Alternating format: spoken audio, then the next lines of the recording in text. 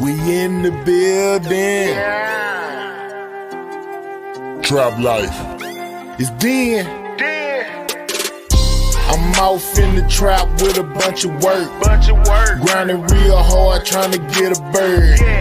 Coke and baking soda, rocket with a fart. Ain't no fucking lights, we mix it in the dark. Still off in the kitchen cause I'm on a mission. You wanna get rich, I suggest you listen. Whole thing of work, whole thing of midget. And as soon as it's gone, it's time to hit the city. Brand new Gucci shoes, I bought my girl a purse. I know these niggas hating, they gon' need a hearse.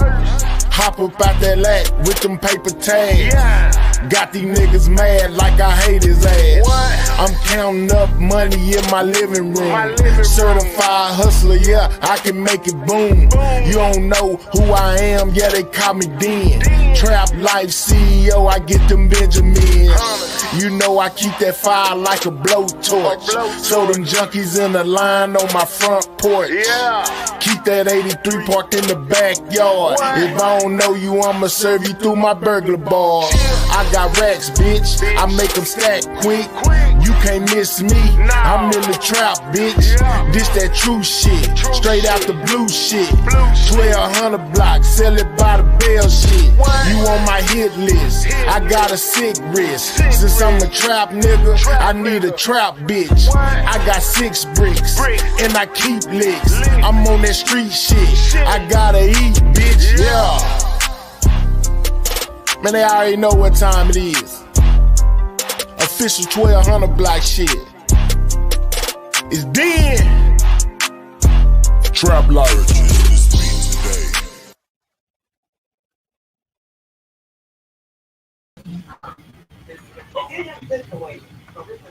It's been a long time struggling in the trenches. I've been out here hustling, little nigga, been trying to get rich. You don't know my struggle, little nigga, so you don't feel this. All my life I had to go and get a God is my witness. It's been a long time struggling in the trenches. I've been out here hustling, little nigga, been trying to get rich. You don't know my struggle, little nigga, so you don't feel this. All my life I had to go and get a God is my witness. Ooh, it's been a long time coming. Hey. Hit that like button. Haters gon' hate anyway, man. Subscribe to the channel. This in the lab live. Used to bake pies, now I'm on YouTube on In the Lab Live. Hit the like button, yeah, go ahead subscribe. Ain't no telling what you see, it's gonna be a long ride. Better open up your eyes, cause we be in the bitch till 7 in the morning. Coffee in one hand and the sweet got me zoning. Blocking all the haters, shout out my moderators. They make the show greater, main reason why we made it. So up on the top, I can't see the ground. Got these niggas mad, they love when I was down. Now nigga up, and they can't tell me shit. Shout out to Scale Gang and all my people in this bitch. I got haters, I got friends, I got product, I got ends. If I ever get a plaque, I know they gon' hate me then. Still rolling in that lag slow, hotter than Tabasco. Don't matter what you buying, I can get you what you ask for. Hottest in the streets, yeah, these niggas can't compete. We be grinding while they sleep, yeah, 7 days a week. I ain't tripping on the docks, telling niggas come box. Right, knock them out of socks, boy, you must be smoking rocks. Hey, this in the lab live, man. Subscribe to the channel, man.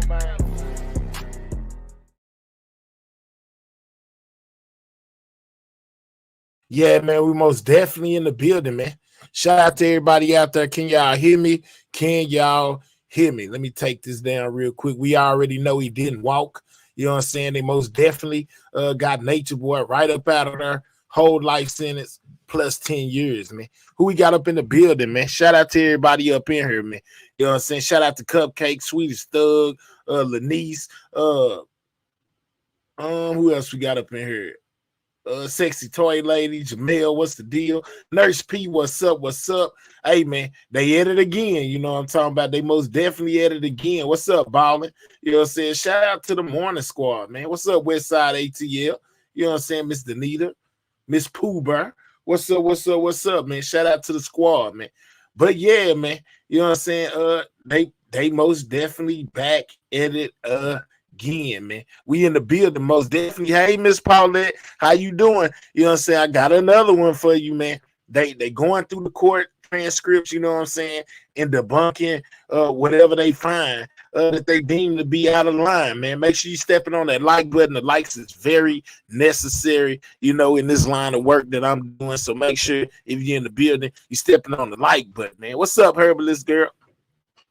But yeah, man, we still on the old nature boy.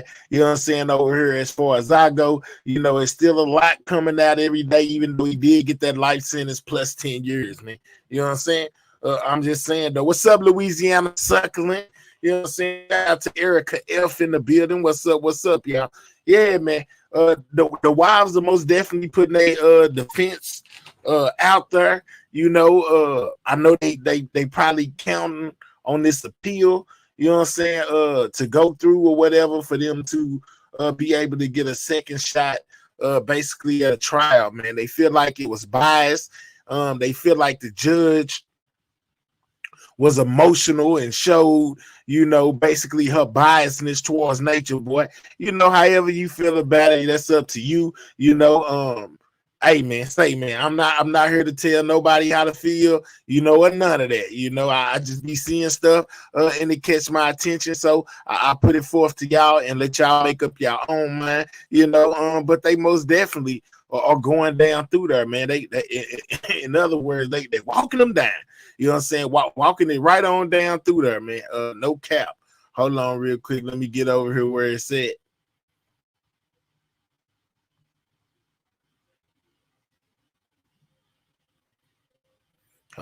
Hold up, y'all.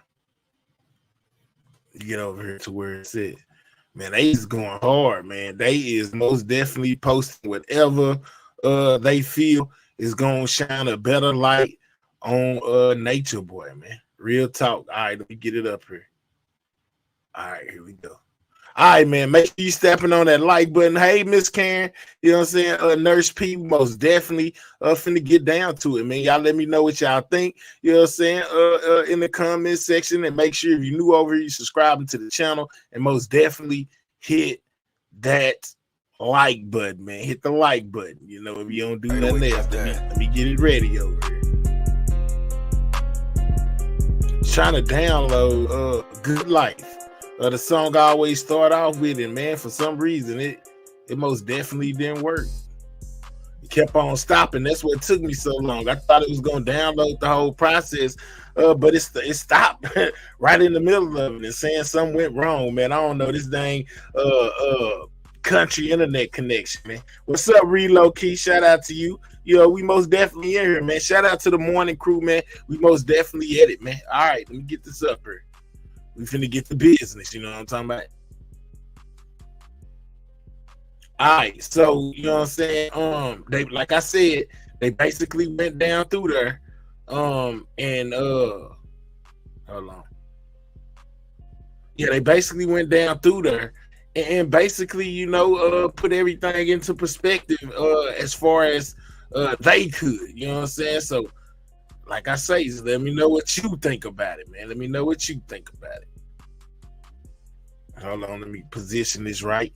You know what I'm saying? All right, y'all. So this is them as far as the wives go, you know, breaking down the transcripts from court, you know, saying who was lying, where they was lying at, you know, what they said before, all this and all that. You know what I'm saying? I don't know if it matters now. It may be a little too late. But hey, man, they tried it. You know what I'm saying? And just like that title say up there at the top, Nature Boy wives will appeal the court's decision. Let's go. February 25th, 2024, there was a motion hearing. Now, this hearing was for the state to introduce more evidence, which essentially was 3 more witnesses making a statement on this day. Now, in this particular video, we will be looking over the transcript and highlighting very key moments of false reports, false allegations, and them going against their own oath on the stand in the court of law. The 3 new witnesses added to this case is Brianna Jacobs, Kindra Carter, and Velvet Marquez. Let's start off with Kindra Carter. Oh, I know y'all know who these people are, man. Make sure you paying attention to what's going on, man. You know what I'm saying? Most definitely pay attention. Here we go, man. Shout out to everybody in the building. If you're new over here, subscribe to the channel. If you just now pulling up, make sure you step on that like button. And man, that's pretty much it. You know what I'm saying? Feel free to send a donation to the channel for the hard work we put in on the day-to-day basis. You know, if that's what something you want to do, you know, or hit the super chat or super sticker, man. I'm just saying. Of a sodomy assault in the year of 2018 in Palenque, Mexico, between her and Velvet Marquez. But let's take a look at what she says here. So if he requests that you guys were with him. All right, so I don't know if y'all seen this interview, but there was an interview that was did with Tasha K, man. You know what I'm saying? They most definitely got some inserts from that in the video as well. You know, this is Sheeba right here sitting in front of y'all. For the ones that don't know who she is, this is True's wife. You know, his baby mama or whatever. You know, they was in a relationship, if y'all remember back. Sheeba. But let's go, y'all. Make sure you stepping on that like button. It ain't moved, and all y'all up in here. Let's hit the like button early, man. Don't have my head saying hit the like button, hit the like button, hit the like button. We ain't a huge crowd over here right now. We're a small gathering, man. You know, at this time, man. So you know, everybody hit the like button because evidently it's a reason why you're here, or you would be one of them people that's somewhere else. You know, tuned into whatever going on right now, man. Shout out to everybody in the building, though. What's up, Queen? Tanya, California, salute, just subscribe and would like to say something about the case. Okay, you saying you want to call in? We can most definitely squeeze you in real quick. Let's take a caller real fast. Let me drop the link for you.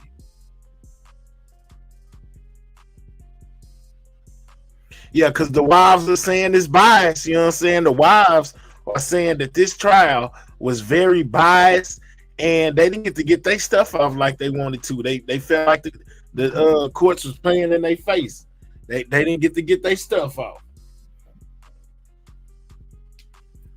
So I dropped that link for you. You know what I'm saying? You can most definitely hit it. No, go ahead with your show, and then afterwards I will speak about it. I bet we'll speak about it. Okay, Queen Toy, no problem. I just pinned it. It's there. What's up, legit? Shout out to you, my guy.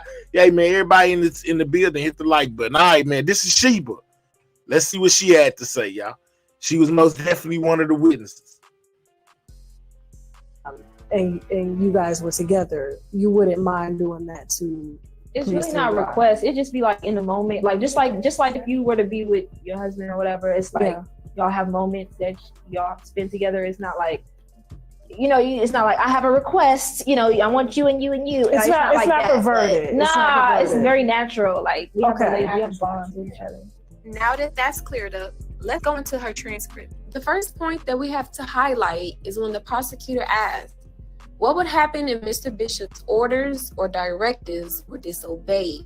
She responded, it would be an issue. He liked people obeying him. If you didn't obey in the beginning, it would be a long, drawn-out meetings about him and his issue with you being disobedient. And then towards the end, it got physically violent. But Brianna Jacobs was asked the same question, but had a different answer. Let's go back and see what Brianna Jacobs said. Brianna Jacobs was asked, what would happen if someone disobeyed a rule? We would just have meetings about it. Okay, and did it ever go beyond having meetings? She responds, the meetings? No, it was just meetings. All right, you know what I'm saying? That they point them out. Y'all let me know what y'all think. So Kindra Carter says that it was physical violence after the meetings, and Brianna Jacobs says that it was. Nah, he didn't take nobody. Well, let's continue. Let me tell you this. The next point that we he didn't, as we say, just take nobody out the game like that. But many people feel like he was responsible for the death of Mama Dia. You know what I'm saying? Because she had heart problems, and she went out there and joined his group. And then didn't want to take her medicine no more, and he encouraged her basically not to take her medicine. So therefore, people feel like he is responsible for that, you know. But as far as just taking somebody out at his own hands, as far as using his hands or a weapon and all. You know what I'm saying? No, but they do feel like he was responsible for Mama Dia. Highlight with Kindra Carter. She was asked, were there rules related to romantic relationships within the group? Her response, yeah, I mean, he had to approve the relationship. If you wanted to be in it, you had to bring it to him. And sometimes he would say like no, and sometimes he would say yes, or sometimes he would say, well, I want you to be with this person. And so he was in charge of who you would have to be with. But here she says something completely different. Let's listen.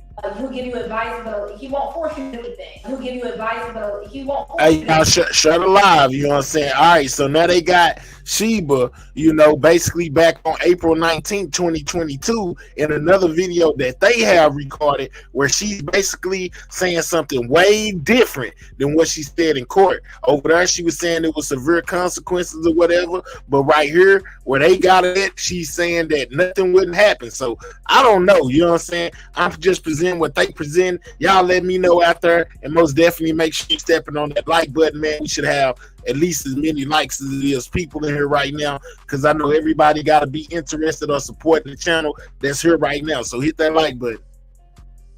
Anything, like I said earlier. So any relationship that I've ever been in, being here has been my decision. Any relationship been her decision. You know, situation I've gotten myself into Has been her decision. Are they forced? Were you forced? All right, to we be got with Tasha. Ace? Oh, no. Hold on, get that mic. Get that We got mic. Tasha K asking her questions now. Let's see how she answered these questions.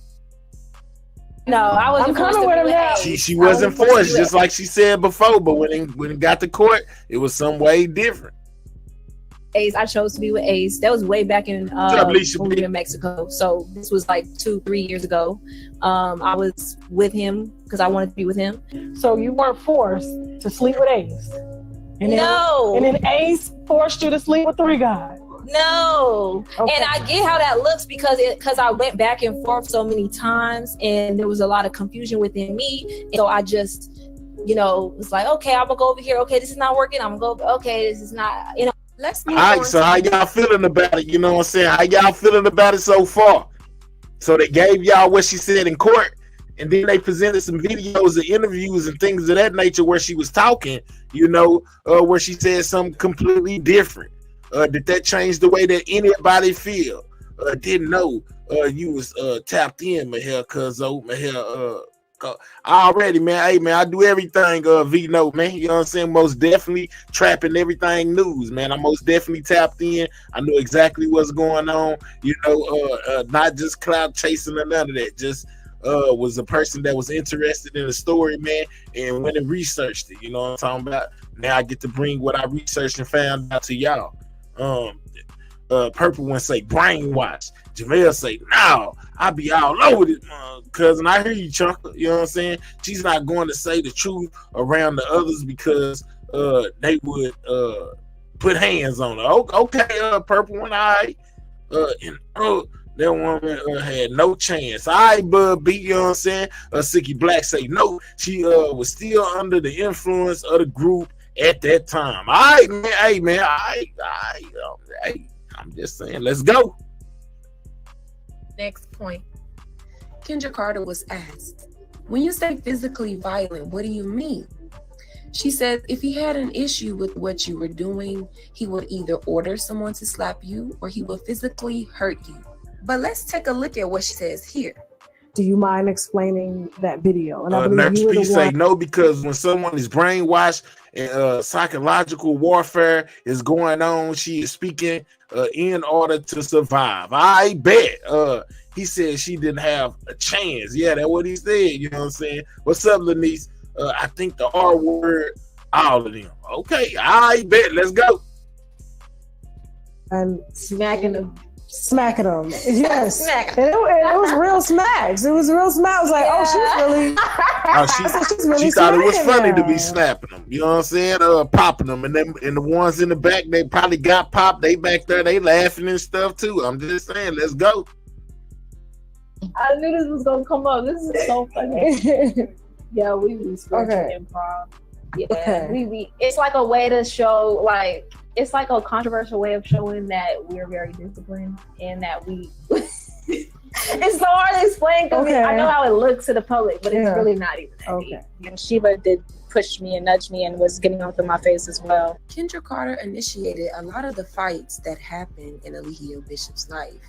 There was even a time where they saying that she instigated the squabbles, man. What did y'all see? They put it on the screen. Instigated fight with Velvet at one point, you know what I'm saying, resulting with Velvet Marquez, resulting into them actually getting into a physical fight. So she picked the argument and they wind up boxing about it. You know what I'm saying? Did they televise that? Did y'all see that? You know, on YouTube or any other social media site where that happened. They basically just walking it down, man. Let's get to stepping on that like button, man. The prime time entertainment in the middle of the morning. I just got off the late show, man. You know what I'm saying? I had over 700, 800 people in the building, man. They just show you the difference when we just over there chilling, you know what I'm saying, compared to the content, man. It always be like that, but I'm not tripping, not one bit, man. Shout out to the people that pulled up, you know what I'm saying, most definitely step on that like button. We letting them get their stuff out. Let's go. Into a physical fight. It is cruel and Kitty Cadillac, what's up? For none of these people to take responsibility and blame it all. He said he's seen it. Let's move on to the next point.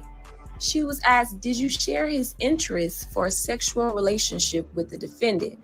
Did you want to have a relationship with him? And she says no. Sheeba wanted to be with him. Sheeba wanted to be with Nature Boy. So to have old school Velvet right there. I think I played this clip on my other show. I'm just saying, I remember this. Let's go. And they did. And she was wanting to have a relationship with Nature Boy, with True's baby, with True there.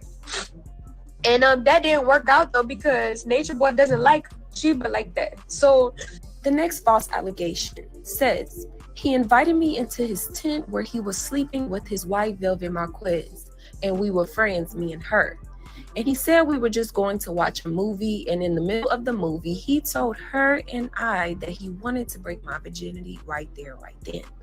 And I was scared, and she didn't want to do it. She didn't want to be involved. And we all know why Velvet Marquez didn't want to be involved.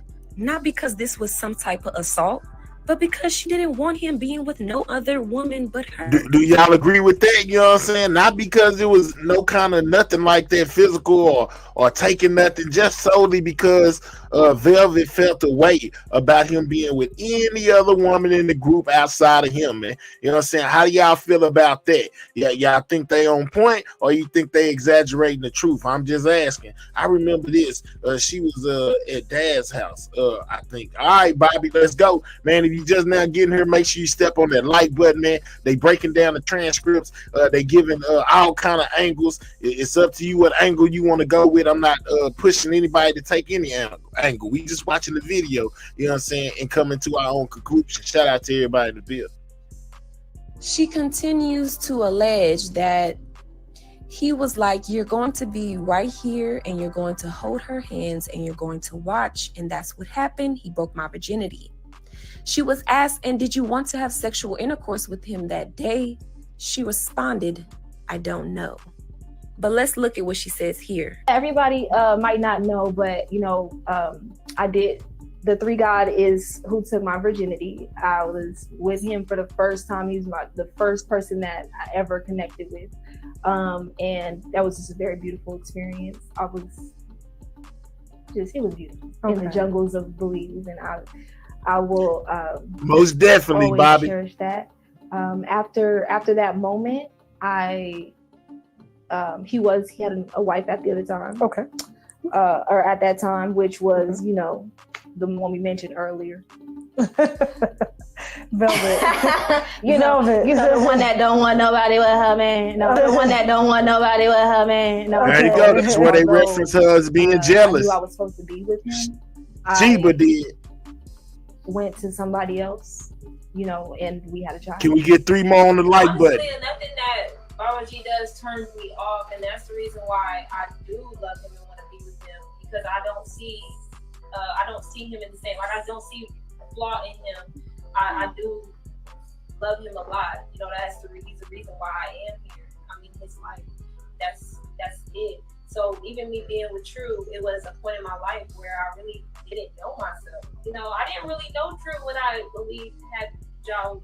I was only knew True. She was saying she didn't know True. That's Sheeba speaking right there for y'all that can't see. You know what I'm saying? That's Sheeba that's speaking right now. That's her and Zoka. You know what I'm saying? Sitting there. But it's Sheeba that's speaking. 3 months or 4 months. So a lot of people, you know, they just seeing it from the outside perspective. But you know, this is my actual life. The decisions that the women make when they come here and are not the best, but that is not Three God's fault. That is not his fault at all. Matter of fact, he actually guides us to actually make better decisions. But a lot of times when we come Sheeba here, again. Things their own way, and they go against him. I would say that for a lot of times, you know, he'll tell you, he'll give you advice, but he won't force you to do anything. Like I said earlier, a lot of women come here and they make their own decisions, and they're like, man, they don't like. A lot of women come here. Hold on.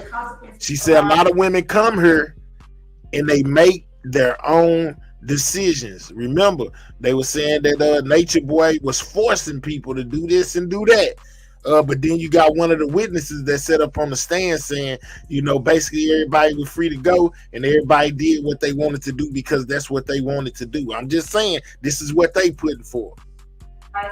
And you know, you see me, I'm going back and forth, and I'm doing all these things. I can look into my own self and see that, okay, this is why I'm making these certain decisions. It has nothing to do with Three God, because he's only guiding me and giving me the knowledge to actually make the best decisions for myself. A lot of us do not know how to properly communicate.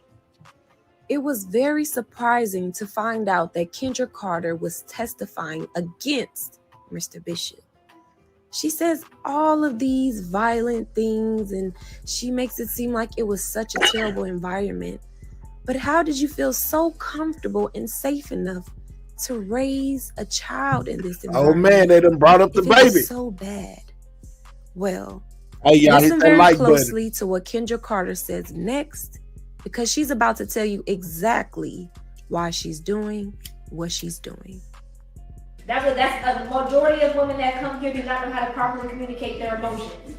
What you see when you see people flying out of here and going on live or going on the news and spreading false allegations is them simply being hurt because they didn't know how to communicate their emotions. Yes. They didn't know how to say, damn, I really love you, but I'm not getting the attention that I want. Yes. Or I'm not getting what I feel I want in this situation. They didn't know how to communicate themselves, and so they spaz out and act like children. And all he's taught us to do is to be upright women. The fact that Kindra is going against Mr. Bishop is very disappointing because we all know Mr. Bishop has done nothing but try to help her and everyone else. Y'all hear what they saying? Here's a video of Kindra in Decatur, Georgia during a wellness check. I love your outfit. Take care. He's giving you a handshake. Oh, you don't have to take care. It's nice to meet y'all. Yes. Thank you. Okay. So you take care. All right, now turn. Now let's move on to Velvet Marquez. Now, these alleged witnesses spoke of all of these rules that Mr. Bishop had, but we have to understand, Mr. Bishop went on his own personal journey to go deeper into spirituality. He shared how he ate online, how he slept, in his way of life. So before people came into his Nurse P says, Mahir, I think is way deeper than what is at face value. These women had issues that predisposed them to take the abuse that Nature Boy inflicted. He preyed upon these people. All right, Nurse P, everybody's entitled to their opinion, man. I'm not saying nobody wrong, nobody right. We just here taking it all in. I agree. I think there needs I agree. I think there needs the same sentence for each crime across the board. Okay. Now you have a police officer right there. If any of them women felt some type of way, I wanted to leave. That was a great opportunity. Okay, Queen Tanya, California. I hear you. You know what I'm saying? You kind of speaking to what I spoke to when I said everybody being brainwashed or everybody being under some form of mind control was hard to believe that nobody, in the whole situation was aware to me. You know, it just seems crazy when there's so many people. Hey man, but it's a lot of people that told me, man, you don't know what you're talking about. They was, all of them was brainwashed. The men, the women, every one of them. Even if it was 130, they was all brainwashed. Yeah, but I was saying the same thing. Like, why come not run to the next door neighbor house and beat on the door and tell them to call the laws? Or, you know, while you at work working that job, why not call the laws? Some people just said they was brainwashed. Hey man, I got it. Life, they were in agreement and well aware of his lifestyle, which is why they decided to practice his way of living as well. Here, Velvet Marquez claims the number one rule that stood out to me was the fact that we cannot use the bathroom. That was one of my first issues there. If you had an issue, why didn't you leave? She then goes on to say, I never not used the bathroom. And so that was a thing. They said, Nature Boy, if you had an issue, why didn't you leave? They banking right back on the part that everybody was saying when they were saying, yeah, all this occurred, but he didn't ask nobody to come there. And secondly, they was all free to leave. That's what they hanging on. Eligio Bishop would say stuff like, we're using the bathroom on the land so that we can become more self-sufficient and stop polluting our water, waste, and stuff like that, etc. But listen to what she says here. Today, I want to emphasize of giving back to nature. Right now, I'm really going to empty a pot for y'all, really. Emptying the pot that's using the bathroom. Really show and connect with y'all what it means to give back. So I'm really about to empty the pot right now. Being the teacher that I am, you know, I want to take the time out to show y'all and bring y'all back into nature while I'm emptying the pot. All right, so that reminds me of getting the how many when they said they only got two squares of toilet paper for number one. And 6 for number 2 squares. You know what I'm saying? That's all they got. And they weren't allowed to use the restroom inside the house. They had to go outside. You know what I'm saying? This one right here kind of looks like to me like they in one of those foreign countries or something, you know, where everybody using the bathroom outside. I'm just saying. Mama Nine explains it. All right. Vino say they not giving the Utah religion folks life and worse than MB. All right, bet. Let's go. Yeah, man. I'm just saying though. I'm just she taking the dump or something. All right, we got somebody up. Somebody's here. All right. What's up with it, man? What's up, Mahel? How you doing today? Should have known it. What's up with you? Not much. Oh yeah, my thoughts on it, on Nature Boy. Yeah, he's sick. He's sick. I stopped taking him serious when he did all that nasty stuff. I can't take him serious no more. You couldn't take him serious. So you feel like he got it exactly what he deserved, and even though I'm showing all this other stuff, it doesn't make you feel any kind of different way. I seen all the different stuff on YouTube about Nature Boy, but no, I can't defend him no more.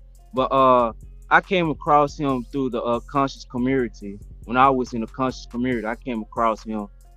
Yeah. You said so. You saying you said you can't defend him so no more. So that means there was a time when you was defending him. I was defending until recently. Now when he did, I'm like, okay, I stopped defending him. I can't take him seriously no more. You can't take him serious no more. Him and brother pull out the same. I got you. So you feel like it was a just sentence? Yes.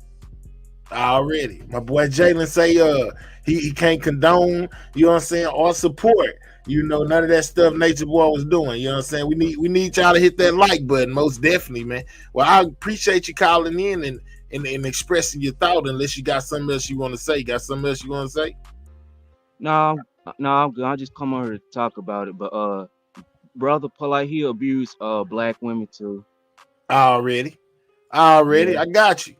Yeah, if they abusing people, you ain't with it. Yeah. Ain't nothing wrong with that. Jalen. Well, thank you for calling in, man. Holler back at me in a sec, man. I appreciate you.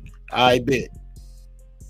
Yeah, man. Jalen say he is not rocking with that, man. Shout out to that boy Jalen. You know what I'm saying? He say He said that man came from the conscious community and he can no longer support his activities. What's up, EJ? We in here, you know what I'm saying? Shout out to y'all.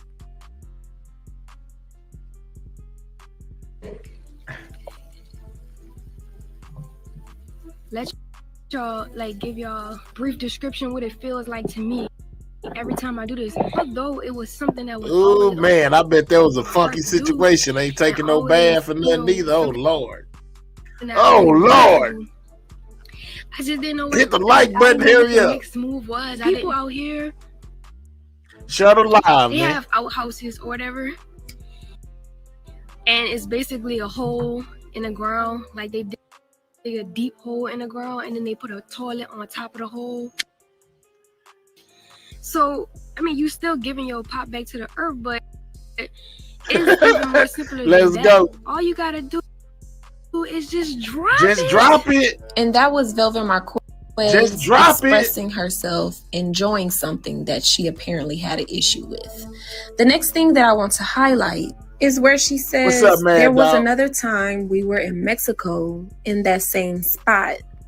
I had decided to leave or wanted to leave, and he didn't want me to leave, but I just started walking towards the exit. First of all, we are in Mexico, like she said. Do you know that it took 45 minutes just driving in pure jungle, straight nature just to get to our house? And she just wants to get up and leave. No clothes on, no nothing, no arrangements, no phone call to call somebody to get her a plane ticket. Every time that she tried to leave, it was in the heat of a moment, of a trigger, of her being emotional. It was not safe or sound. She was just trying to walk off in the middle of the jungle with a newborn baby. Do you not think they done brought the that kids the father of that child is not going to try to protect his child? And brought the kids in. We have to get some sense here. She goes on to say that he made the men there at the time barricade me into the compound or whatever, and I started fighting them to leave. And then eventually, because I wanted to leave so bad, he let me leave, but under the condition that I would leave Eliana in the family. And so at that time, I did proceed to leave my baby because I wanted to get out really bad. But at that time, she didn't have her documents and I didn't have my documents. So eventually I went back to the compound. Velvet Marquez didn't go back to the tribe because she didn't have her documents and baby Eliana didn't have her documents. She just said that she proceeded to leave baby Ellie there with her father. So why would you go back because she didn't have her documents?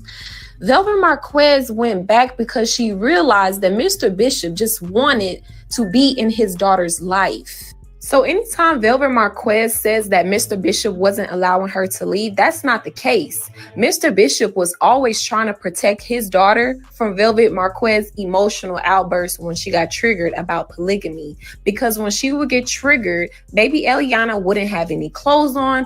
She would swing baby Eliana around and try to walk off in the middle of jungle and just walk and not take the proper precautions to actually cause someone to properly leave. She was always trying to leave emotionally. So Mr. Bishop isn't stopping her from leaving. He is stopping her from putting herself and his child in danger, sometimes even in the middle of the night. Let's look at the following videos. Listen, you're wrong. You got a passport in your hand. You got my baby and a little rat. No clothes on. You got no clothes on yourself, no shoes, and you just gonna go walk. Nature boy, feel away. Where you going?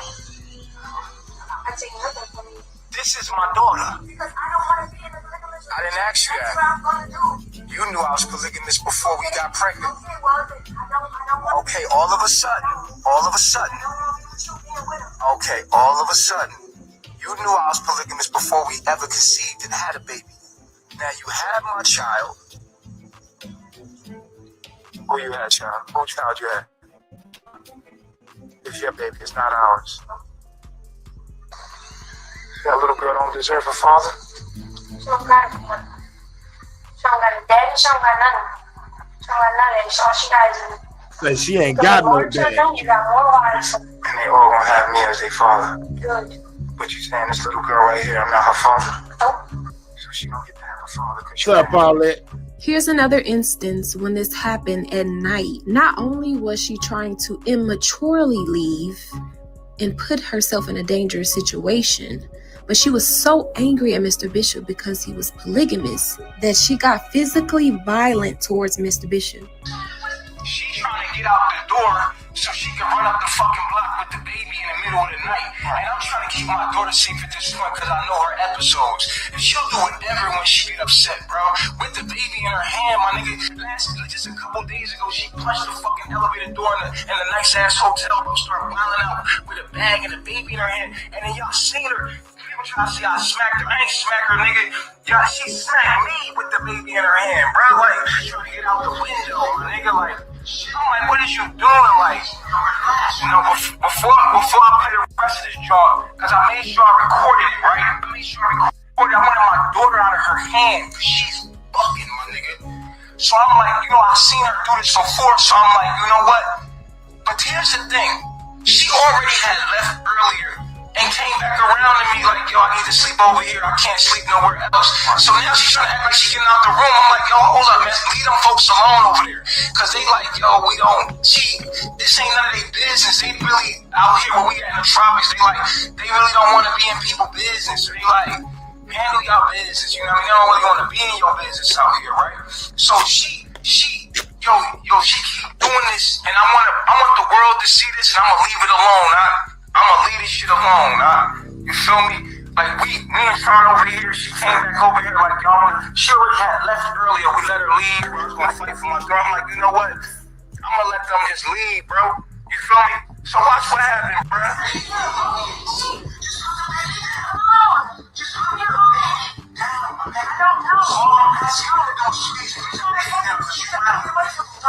What y'all thinking so far? What's up with it, Vibe? Man, make sure y'all stepping on that like button. We should have over 100. No, bro. You're not about to go out here with my daughter. No, you're not about to leave with my daughter in your hand, bro.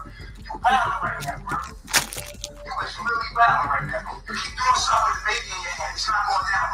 That's it. You call me crazy just like all the other children. You are. Everybody see you do this over and over online. You talking about people that got a lot of you, they know what you do.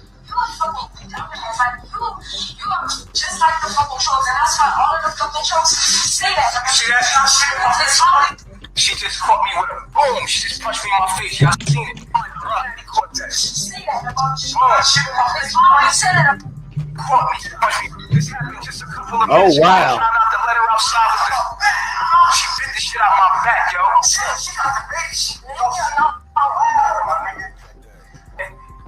She just tried to bite a chunk out of my back, bro. I got a bite mark on my back, bro. Straight up, bro. Yo, what are you doing, bro? I'ma kick you in your fucking balls. Like, that's what she just threatened me to do. Leave me alone. Take her for a walk.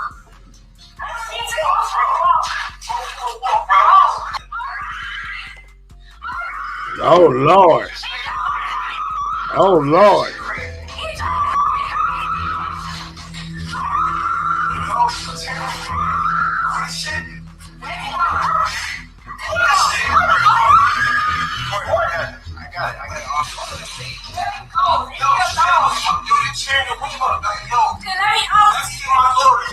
Absolutely not. You got me waiting for I'm not taking her back ever, man. Just listen, you know, all that screaming and shit. What are you doing? Why are you screaming my arm like that? Bro, what are you doing?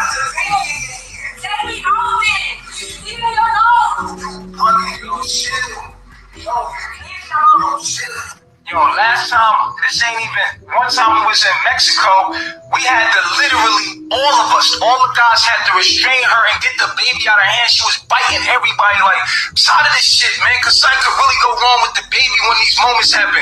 I'll be just trying to get the baby out of her hand at this point because she just did this other thing and I just got out. But I wanted the world to see what the fuck be going on. Not like, yo, and it's not like I was trying to keep her in the house. I was just trying to tell her to put the baby down, go take a walk, calm the fuck down, and come back. You feel me? Like, she like, no, she being erratic, punching my face, biting and scratching and all that. I'm like, yo, Tron, we gonna have to take the baby because we don't know what this crazy chick could do. You feel what I'm saying? Like, Lord have mercy, y'all.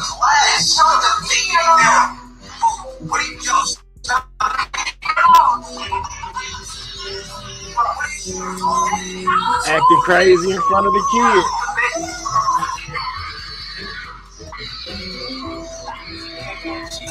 She punching Tron in the face like, yo, put the baby in there.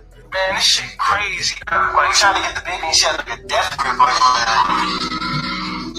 What's up, sweet babe? Trying to take the baby calmly out of her hand and she started just screaming again, like on some wild shit. Like, so then she get the baby and she like literally take off in front of them. And these are people out here, you feel what I'm saying? And talking to them like, man, make sure the baby's safe. Blah, blah. He's still in there running his mouth. That's what she telling the lady. Like, we pull up with the camera on, like.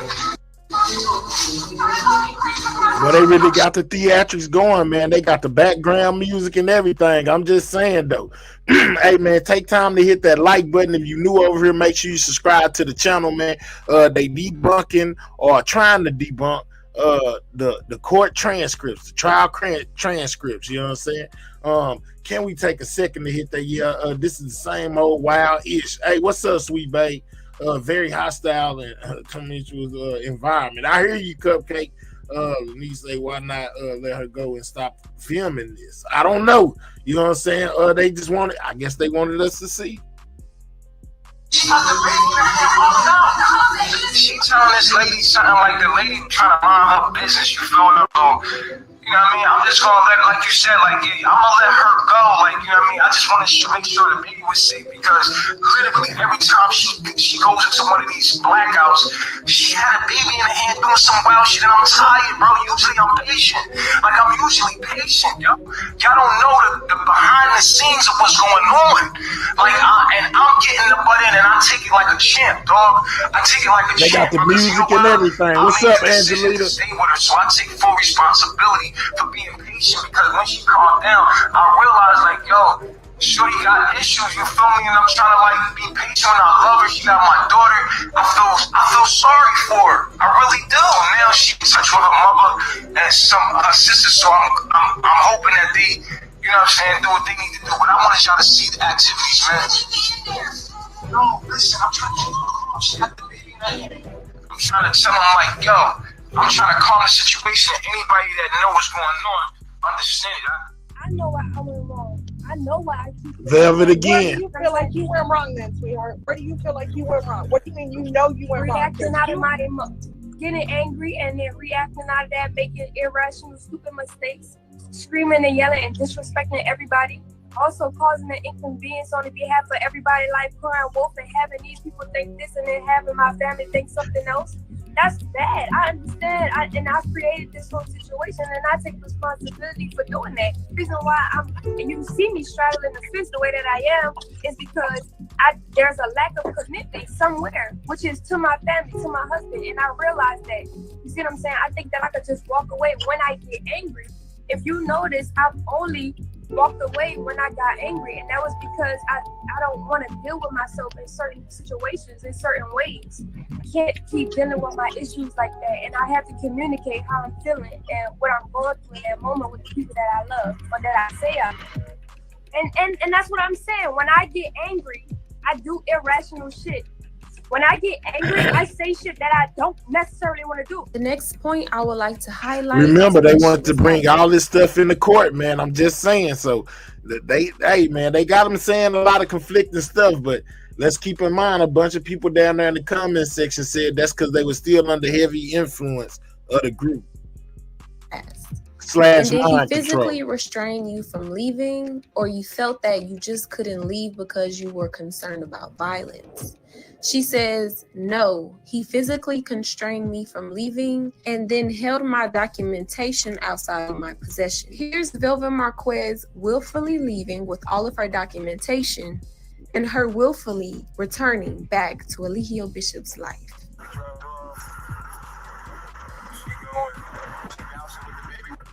Dropped her off. I gave her my number. She just threw it on the ground. All right. So look, I'm worried about my daughter, her well-being right now. This girl keeps tripping about polygamy and stuff like that and the lifestyle that we live. I can't keep doing this shit every day, dog. So you know what I'm saying? So dropped her off at the.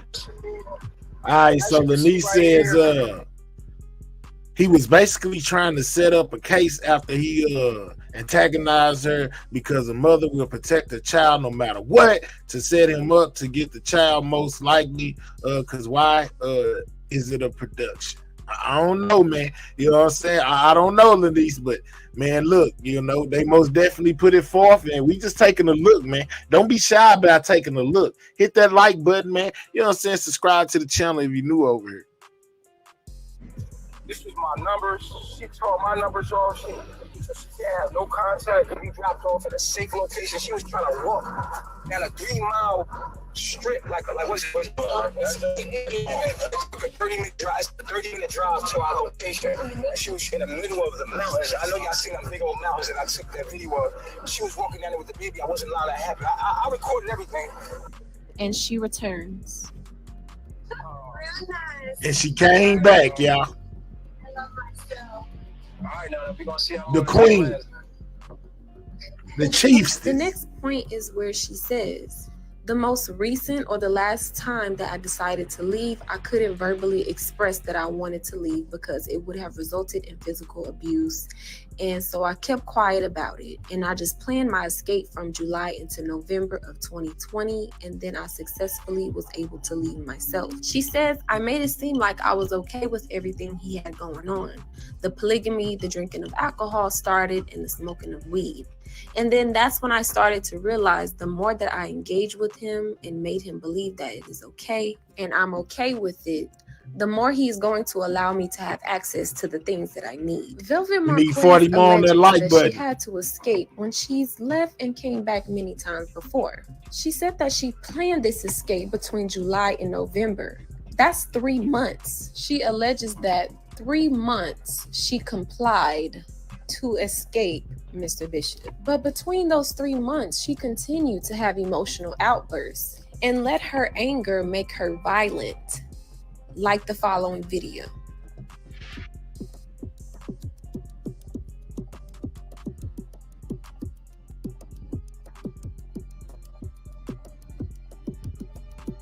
Is this the beach video? Whoa!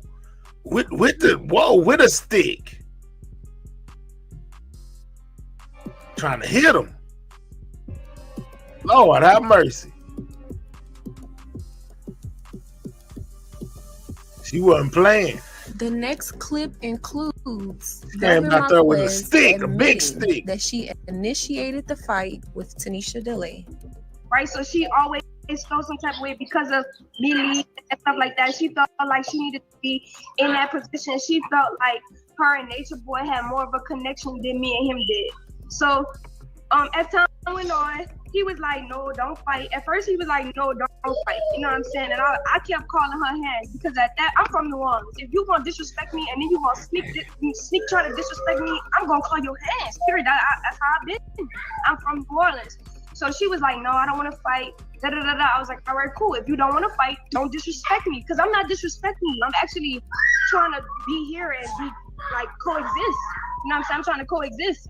Between the time Velvet Marquez was allegedly trying to escape, here she clearly states that she was trying to be, quote, here and coexist with Tanisha DeLay. I'm actually trying to be here and be like coexist. You know what I'm saying? I'm trying to coexist. So as time went on, she kept doing, it got worse. So one day I was just like, I want to fight you, period. Like, that's like on period. Like, every time I see you, I want to fight you. Like, that's how I feel now because it's just mad disrespectful. Like, what she was doing. What Velvet meant by Tanisha being disrespectful to her was Tanisha developing a relationship with Mr. Bishop. This proves that Velvet Marquez didn't have to escape.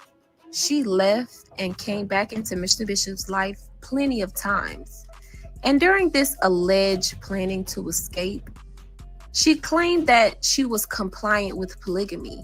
But if she was compliant with polygamy, why did she initiate the fight with Tanisha DeLay once Mr. Bishop and Tanisha started to develop a relationship? And lastly, it also shows all of the violence and abuse Velvet Marquez brought in Mr. Bishop's life. Did you scratch his arm all up?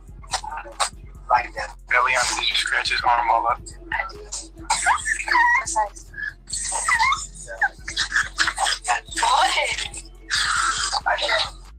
I should not lie. This shows that Velvet Marquez is not scared of Mr. Bishop. And although he's laughing, she really did scratch his arm up.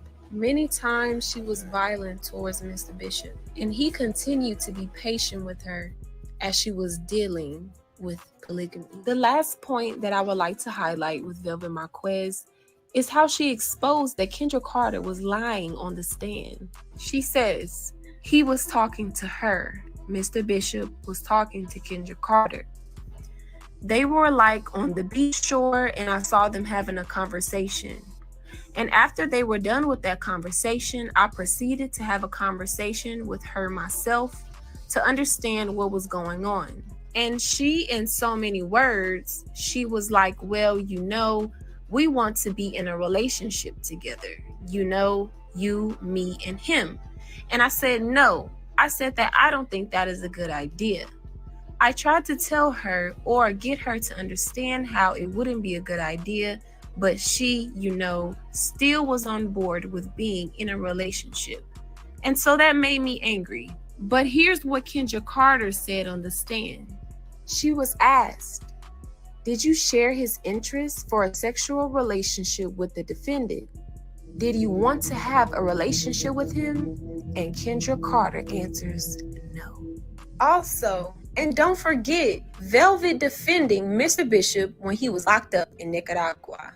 Let's listen. And I 100% support him because I believe in everything that he has taught me. I believe in everything that he has walked me through. I've been walking with him on his journey for 3 years, with being his wife and not being his wife. And now we have a daughter together. And I fully support him because I believe in him and I trust him. That's my man, that's my husband. And Jazzy G and my Babylon Pop came through me, right? They're coming through me as a catalyst to get the Chief. It's all about jailing Chief. It's all about getting Chief in jail. Put him in jail. Do this, do that. All that. It's all about that. It has nothing Y'all to hear do what they with saying? me. It's about putting Chief in jail. This is all this is about. She's just using that situation to get the Chief, to use it against Chief.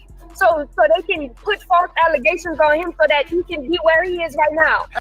You have people making videos and saying the reason he is locked up because he beat you. That he would beat you and put his hands on you. So this is what people are coming out saying. Never beat me. Chief never beats me. First of all, Chief never beat me. Chief never beat me. He never beat me. He's saying he never. Remember, of course, she said a different tune. He beat okay, you. so let me tell you about. I was just like listen. So Make sure you hit this, man. Y'all need to step on that like button. Hit the like button, man. Of this video, we are in a relationship. You have things you go with in your relationship. Why everybody acting like this shit is taboo? Like, come on. You have a girl. You have a wife. You see what I'm saying? Y'all go through y'all own shit to the degree of many extents, whatever it is. Chief has never beat me. He never beat me. I don't know why people are saying that. What is most important right now that you would want us to know about Nature Boy and what's really going on, how they treating them? Like, what do you really want us to know? Go in. I just was fucked up. What happened for bullying and all of that? Like, everybody, there's a lot of pages that's dedicated to talking about Chief and making false allegations about him and saying that he did this and saying that he did that, when there should be just enough amount of videos as the negative ones, the positive ones. Everybody should be making positive videos about Chief, what they see that they see in Chief, and tell the truth.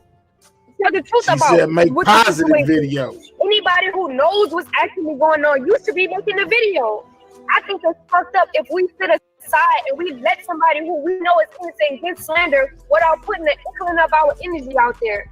Here's a video of Velvet during a wellness check in Palenque, Mexico.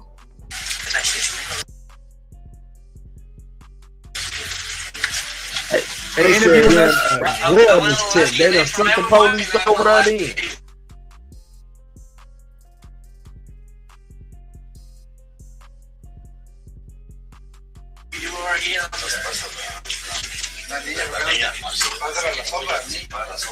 How old are you? 25. 25. Eligio Bishop. Eligio Bishop. Velvet Marquez.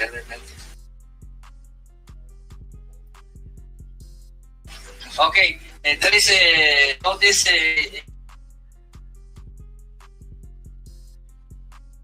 investigation. We need to know if you guys are here. If anybody is pushing you to be here or obligated to be here, if you guys go live anytime you decide. Are you free to decide to stay or to live? Yes.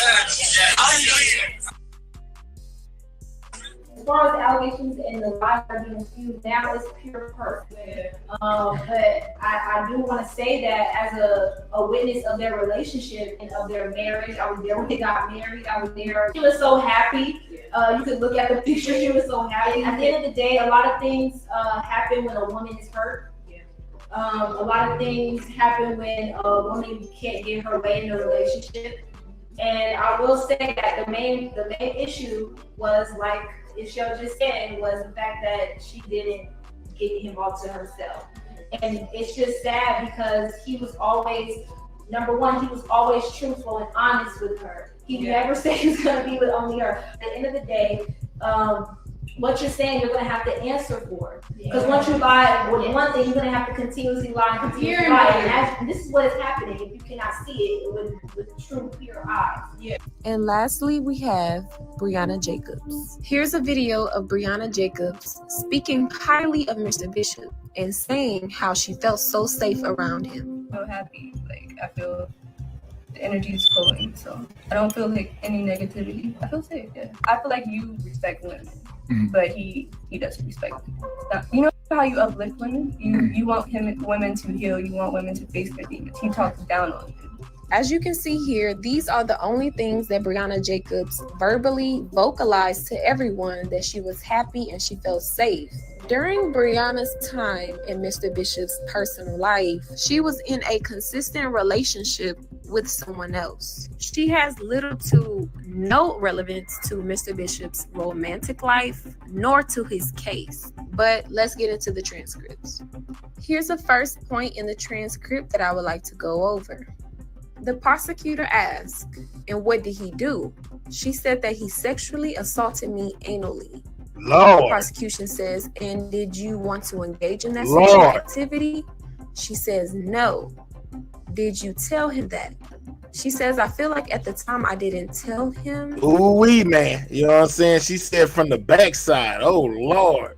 You know what I'm saying? I'm going to have to look into those EJ, I think. Man, she said, you know, Lanice, that's what that, whoa, that was that, Miss Danita, from the backside, you know what I'm saying? Say he took it from the back, from behind, you know, whoa, sir, whoa. But I didn't want to do it. When she was cross-examined, she was asked, "When you resisted, was it an internally, I don't want to do this, or was it a Mr. Bishop verbally, I don't want to do this?" Her answer was that it was internally, yes. She said other things and other reasons and tried to make it seem like that she was scared to speak up. But if she was scared of Mr. Bishop, she wouldn't be in his life. So with us not having the ability to read someone's mind because they're not vocally expressing that they didn't want to do something, she's not a credible witness for this case, on top of the fact that she wasn't even at the house for the initial charges at hand. Clear to see that these new witnesses are lying. They aren't even real witnesses because they weren't present at the address where the initial alleged assault occurred.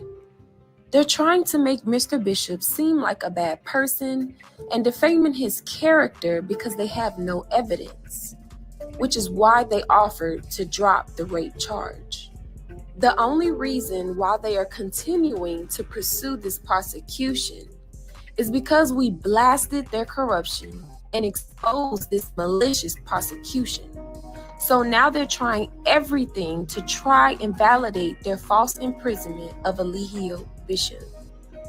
The state has also introduced 2 expert witnesses, a trauma and a co-expert witness. Their point is to distract everyone from the fact that what they did was illegal. They're trying to mislead and confuse the jury to talk about nothing that has to do with that night of the alleged crime. Calling Mr. Bishop a cult leader and saying he has a cult also goes against his First Amendment right. The First Amendment says that Congress shall make no law respecting an establishment of religion or prohibiting the free exercise thereof, or abridging the freedom of speech or of the press or the right of the people peaceably to assemble. Mr. Bishop being called a cult leader happened 6 years ago on a news broadcast in Canada when a white woman from there joined Eligio Bishop's personal life. Nature Boy. Each individual holographic. Go ahead. I want to talk about the girl that we know as Kayla now.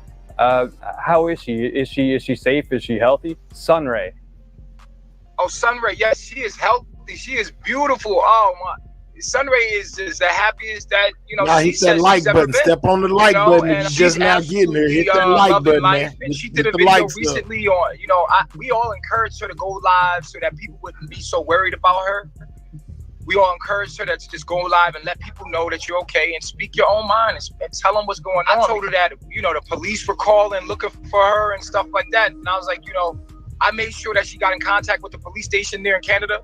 I also make sure that she got in contact with her mother, and I don't mind her living with me. I don't mind her living with me, and she's good. She's a friend of mine. She's a family member of mine. We treat her with nothing but love, and we treat her with nothing but love. And it's her decision to be here with me and live as I do, and that's her right. But at the same time, I also know that I'm a black man, and she's a white girl. She's in a white girl form, and I'm in a black man body. And I also know that it might seem to the world that I'm holding her hostage, and that the media has already depicted black men to be, you know, violent and destructive and scary. So I wanted to make it clear that, you know, call your people, let them know you okay, because I don't want no problems on this end. You come into my world and I allowed you here. I don't care. I don't mind. You're my friend. So she can leave if she chose to leave. Oh yes, like nobody that comes here, I asked to come here. Everybody that's go here, again. Just tapped into my station, felt like what I was saying was true, and decided to join me. Why don't you tell them why you left in the first place? Did I call you like, hey, come join us, be here with us? Am I controlling or manipulating your mind? I was gonna leave Canada even before I found nature, so you actually tried to, and like, I just felt like I belonged here. That's why I came here. Like, my heart just felt like this is my family, so that's why I came here. Because it was so controversial that a white woman was interested in practicing the lifestyle that Mr. Bishop did, Canada started to label him as a cult leader, which led to many other broadcasters labeling him as the same thing. And when you say a lie so much over and over and over again, it becomes the truth to many, which is why this cult expert, Rick Allen Ross, feels so comfortable breaking Mr. Bishop's First Amendment right by calling him a cult leader publicly on a news broadcast. Another group with the leader who also, by the way, is in jail, like Rajat Jamal in Georgia, is a group that called itself the Ethereans and later Carbon Nation, led by Elizio Bishop. Yeah, I remember that name. What's up, Fly for Girls? abuse, like Rajat Jamal in jail. He recruited online and would That's what I sequester his said. followers at an Airbnb in Central America. Essentially, Mr. Bishop's case is a malicious prosecution. And now they are continuing to pursue this malicious prosecution by trying to defame his character with all of these new witnesses and saying that he's a cult. But we must focus on the charges at hand.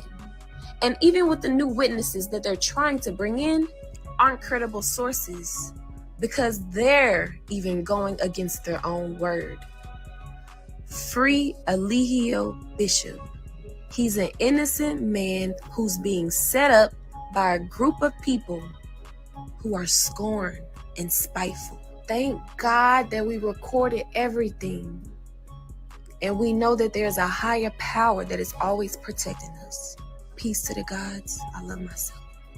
Say peace to the gods. I love myself, y'all. Over there. You want to talk about childish? How about you tell people the actual truth? Because you considering, let me shut up and wait for you to, because I got a lot to say. I do. Yeah. People want to try to make it seem like it's about jealousy.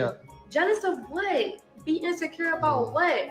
I stand for the truth. I'm about the truth. You're not telling the whole truth. Period. That you never done that. Ever. You don't even tell people how actually you were coerced into the shit that you did to Nature Boy to get him in jail and get him to the point that he's at right now. You didn't want to do that. You were coerced and talked to other people to do that. Whoa. She told Solo he talked other people into doing that, y'all.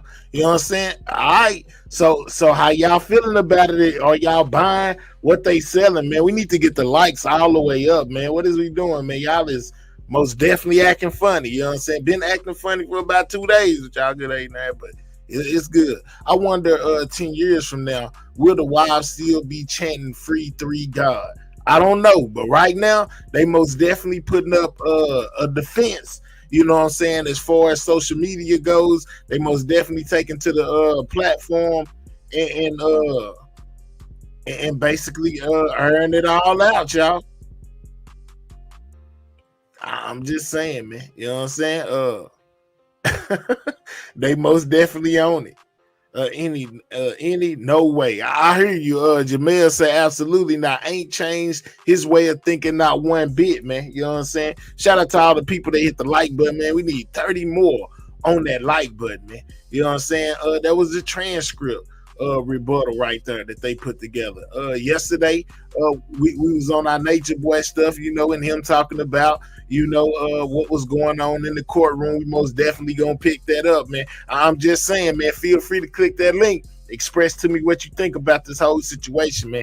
It's most definitely crazy, man. All right, so let's jump over here real quick. You know what I'm saying? So we can get down through there, man. You know what I'm saying? Shout out to everybody in the building, man. We picking up where we left off yesterday. I had to bring y'all that brand new, you know, and now we picking up where we left off yesterday with Nature Boy and the things and the way that he felt about how his trial was handled. You know, he most definitely spoke out about it. Shout out to everybody in the building, man. Continue to hit that like button, man. I'm most definitely rocking if y'all rocking because my hair is up. If you're new over here, subscribe to the channel, man.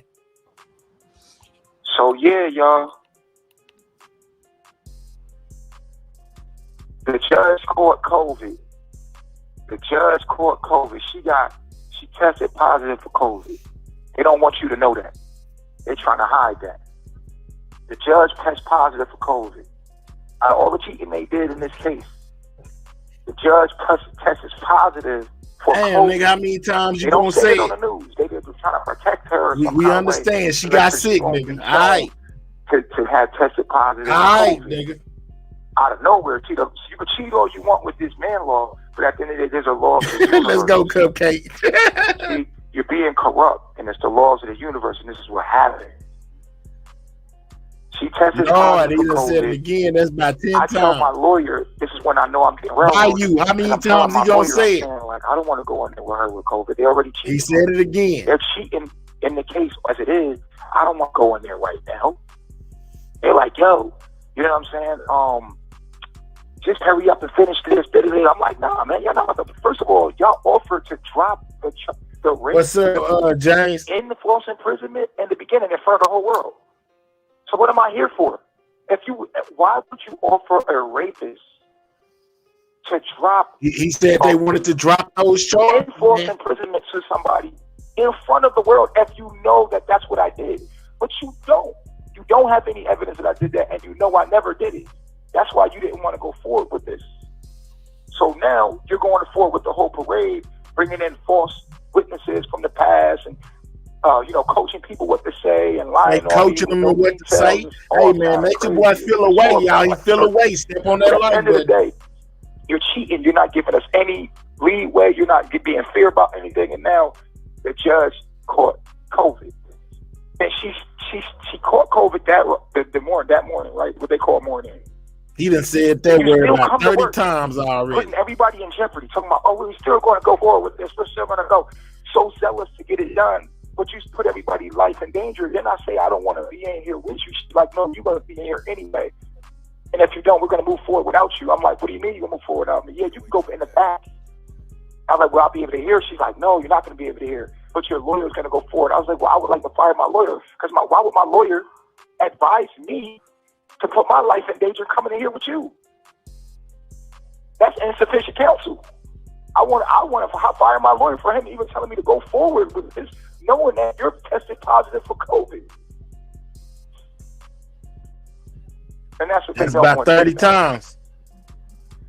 And then, on top of that, we got people lying and keep saying cult leader. That's like calling me a nigger. I think cult leader is the new nigger. That's how you call a nigger now. Because this is a modern day lynching, and they keep calling me a cult leader. You can't call me, you can say alleged cult leader. You can't just call me a cult leader, then everybody's trying to feed off of it, right? But let's talk about that for a minute. Let's talk about who's the cult. Because every species on this planet lives in. You have 1 minute left.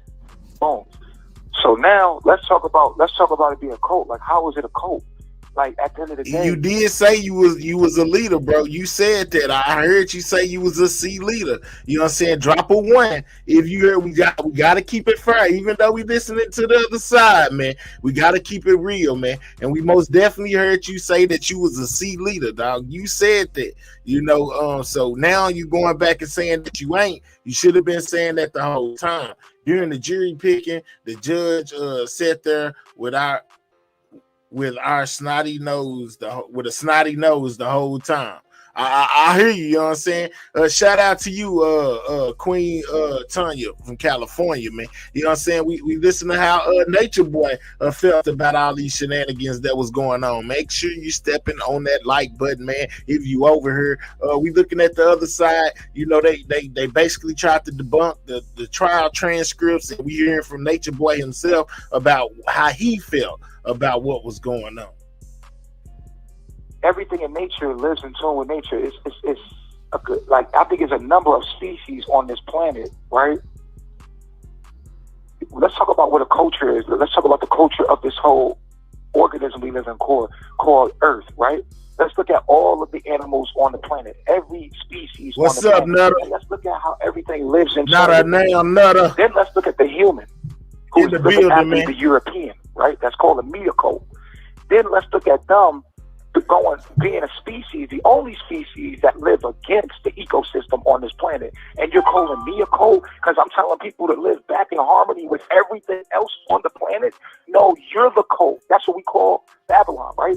You're the cult. You're the one that has to, poop in toilets. You're the one that has to wear shoes on your feet. You're the one that has to live against the ecosystem. You can't live sustainable to the planet. But then people get online and just ride this, right? Everybody's riding this slave because they see me online getting railroaded, and they want to jump on. All of these people that were so-called with me, now they're saying, he's a cult leader. I don't think it's fair. I don't hear no one speaking up, even though Even though I'm being attacked, I don't hear no one speaking up saying, hey, you know what? That's messed up because all of y'all was there. We watched y'all. We was attacking y'all together. And now all of y'all joining them, like, do y'all not see this? But come on. There's man's law, right? And then there's universal law. What do you think? Who you think's gonna win this? It's bigger than me. Are you fighting me or are you fighting God? Who are y'all fighting? Who are you fighting? Who are you siding with? The same people that hung you to trees?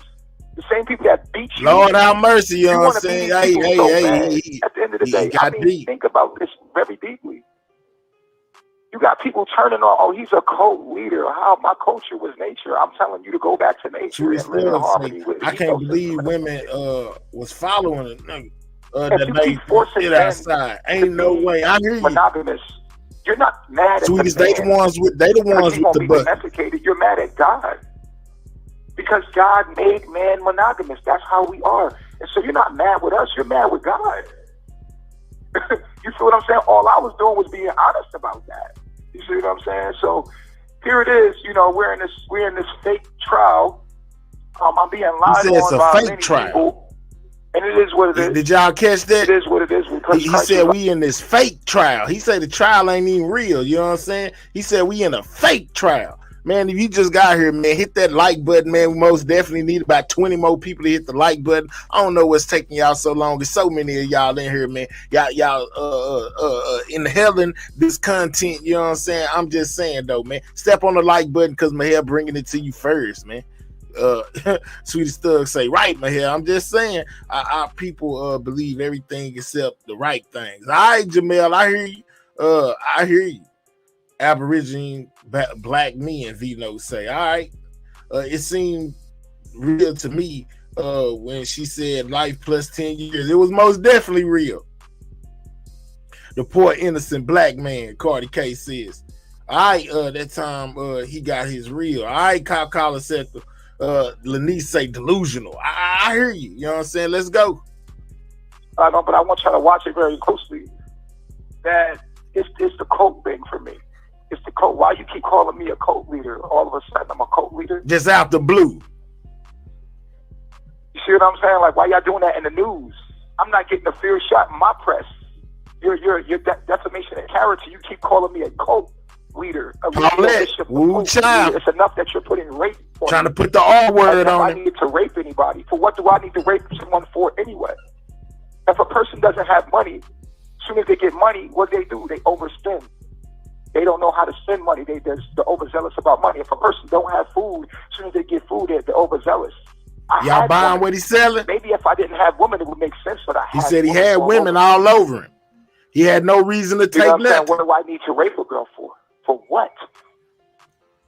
So here's the thing that they don't want y'all to know. Since I'm being railroaded and they want to cheat. He being railroaded. The interview that she did with the police, they're hiding that. They played my interview, but they never played her interview. They're scared when it comes to her interview. You know why? Because her interview says what? Her interview says that she never told these people I raped them at all. That's why we had the police interview right y'all there. Hearing this out of his mouth. What y'all thinking? The jury doesn't know that, though. But shut her live. Hit the like button. The legal way. They're legally hiding it in court. They're not allowing us to talk about it. They're not allowing us to question the fact that here's a plain out question.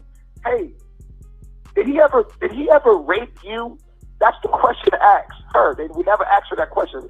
Did you ever tell the police that he raped you? Because she said the detectives were coming there to investigate revenge porn. But as they were there, the T did an interview before the detectives, and in that interview, the T had planted is there a sexual assault? The girl already said no. He's saying the T planted the seed that grew into the tree. Which answers the question right there. They won't play that video because that's when the so-called idea of sexual assault was planted. Then they called Terry. They called her. When they called her, they went all the way to Fayetteville to see her. Then the detectives come out there, and if you listen to the interview, she has no idea about no sexual assault. If you listen to the first interview the second interview with the detectives. If you're listening to the detectives, and if she has no idea about a sexual assault. So she's saying, we made love 4 times. She told him that we made love. And then the detectives go on saying, hey man, this guy's a bad person. We need to jam him up. We need to put him in prison. That's what we need to do. We need to put him in prison. Without you, we have nothing. We have nothing without you. We need your help. Now, we know you had sex, but did at any time you say no? Now, wait a minute. This from Nature Boy side, y'all. Let's go. When we had sex, we made love. Then she says, I heard getting the hint. She's like, I don't know what you mean by consent, because now they're coaxing her into saying that he asks her 6 times, was it consensual, just enough to start making her understand where they're going with this. So she's like, oh yeah, okay, no, I didn't, I said no, and then I said okay. Let me say, shit, you know what I'm saying? Like, they really said no social media as far as being on there while court was going on. Now that court is over with, he can talk as much as he wants to, you know what I'm saying? But I'm guessing this was before the trial was over with. You know what I'm saying? That he was doing this speaking anyway. That's why she reprimanded him in court. But now he can speak on it freely. He's just not able to make money himself. You know, they can't tell the girls they can't make no money off the story, or they can't publish no documentary or nothing like that. But he himself cannot receive any monies that they can tie to anything that's published about the group. Then that's when like, all right, cool, we got the rape. They was never going to charge me with rape. Because they was going to really charge me with rape. They would did a rape kit. They would did all this other stuff. They would have brought a psychologist in, a real expert in. They was never going to give me a rape. They was trying to get me with human trafficking. Yes, that was during the trial. And that's what straight out of storyline, man. Listen to me. That was during the trial. They can't stop him from speaking on it now. He can't do an interview, you know what I'm saying, during the trial like he did when he went live on IG. He wasn't supposed to do that. She reprimanded him for that and told him no more of that, you know. But now that the trial's over, he can talk about it as much as he wants. He just can't benefit from it, meaning he can't get no direct money in his name. Now the girls, they can get whatever they want, you know. They can go do whatever they want, make as much money as they want, and possibly be able to put some of that money they make on his book just through them, you know. But as far as him and his name and him receiving funds or royalties or anything like that off of anything that's done while he's incarcerated is an absolute no-no. He can't receive any funds under his own name or nothing like that. He can't, you know, all of that. He can't. She said no. He tried, but they couldn't find a way that I was making money off of these girls. So when they couldn't find this was what took them 2 years, because they was trying to find human trafficking, but they couldn't find human trafficking. So they offered to drop the rape, but they still wanted me to do jail time. So y'all just locked me up. Y'all used the rape for a charge enough to come in and investigate me. That's enough to hold me and investigate me, right? So the detective, you need 17 more people on that like button, man. Hit the like button. Never. What they did was they was like, okay, we're going to use this to investigate deeper, so they get everything, and they start trying to build the case. They're looking for stuff. That's when you see the emails. The girl, the T, right, Chantel Holman, she's sending them stuff. She's sending them text messages, sending them videos. I mean, they got video after video. They're literally maliciously prosecuting. They're not looking for the truth. Malicious. They're looking to plant stuff on me. And this is what they're hiding in court. There's 2 things that they're hiding in court. They're hiding the real interview where she tells her side of the story in the T interview, because that's when she tells the most authentic story in the T interview. Now the T took the interview and slipped other little things in the interview so to make people not like me. But the truth is, in that T interview, when she starts talking about what happened that night, you hear the truth. She says stuff like, I didn't want to leave him in my heart. Baba would never treat me like this. I wanted to go upstairs. The girls were jealous. She was getting into it with the girls. And then, boom, she comes upstairs. She says, we make love. And she got sucked back in. Of course, she's talking to a hater, right? So she got to make it seem like, oh, I didn't really, you know what I'm saying? Like, oh, man, you feel me? But then there's no false imprisonment. You had your phone the whole time. I walk out the room. What the hell I need to rape you for? We're all over Twitter having sex. Everybody's seen this. But people he's saying that ain't the first time. The entertainment of it, or getting the, you know, people want to see that they have an effect on something from a distance. Like, oh, we got him locked up. Oh my God, this is working. We really got him this far. Like, and they're so excited about being somebody that has some kind of manipulation or some kind of influence to do something to someone that they become intoxicated with that. You know what I mean? And they're like, oh yeah, we look at what we're doing. We got him locked up. Yeah. Like it's like a rush from cause and effect. You know what I'm saying? But what you don't understand is universal law, karma. Things come back to you. But I think I'm not gonna lie to you, dog. Hold on. I ain't gonna lie to you, dog. You talking about the way of the universe and karma and how things come back. You know, I gotta keep it all the way real in the field, man. It's people who saying that that's the same thing that happened with you. You got your karma. It came back on you, you know, and even though people may not feel like you're guilty of the R word, they most definitely feel like you guilty of being mean to them people, and they basically saying you deserve everything that you got, man. That's what the people are saying. Anyway, who are prejudiced anyway, they know they can get convictions. They're looking for this. The detectives like, yeah, we've been following him for a minute. They told me in the interview they don't even know me before then. But in her interview, they're like, oh yeah, we've been following this nature boy for a minute. We've been trying to get him for a while. Without you, we have nothing. We need you. She was only there for revenge porn.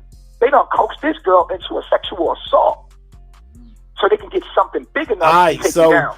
If you listen to the interview, he just said, tells you exactly he said they had her in there for some revenge videotapes, and they wind up turning into a whole R word. You know what I'm saying? Because the R word carries a hefty sentence. That's what he's saying. He's saying they bumped it up from something that wasn't as major into a major problem just because they wanted him. They couldn't find no other way to get him. They had her right there. You know, we listened to the interrogation of them telling her he a bad person, this and that. We heard her say at first that it wasn't forcible. You know, they made love, this and that. So Nature Boy is basically saying that they was out to get him anyway, and they used them as puns in they scheme in order to get him. Hey man, I'm not here to push nobody views on nobody. You know, this is just what they put forth. You hearing it in his own words. Is you buying what he's selling, or do you think he's full of crap? I'm just saying. Let me know, man. Continue to hit that like button. You know what I'm saying? If you're new over here, subscribe to the channel, man.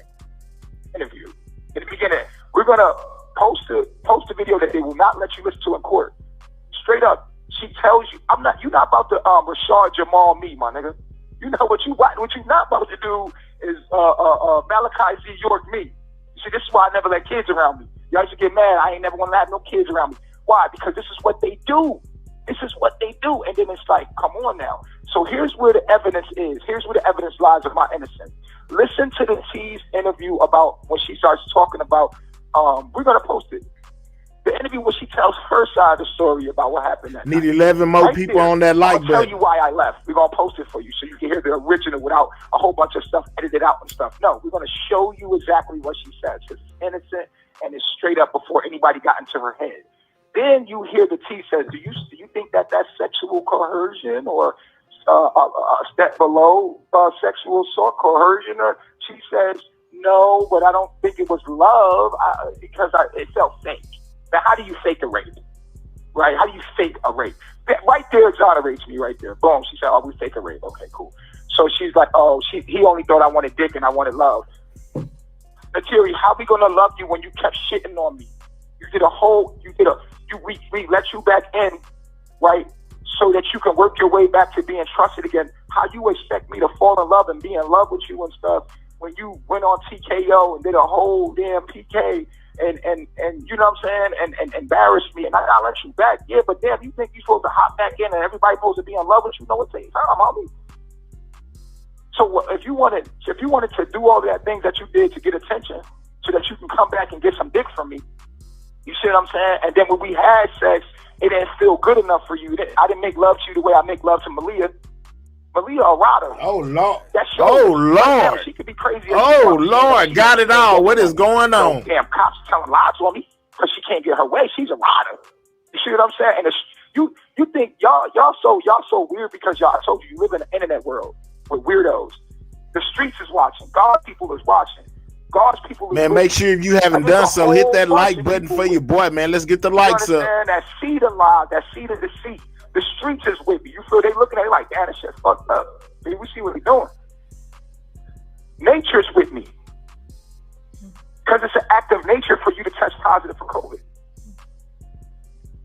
What's up, bro? So no matter what laws you're using to cheat, nature's with me. God is with me. The divine feminine is with me.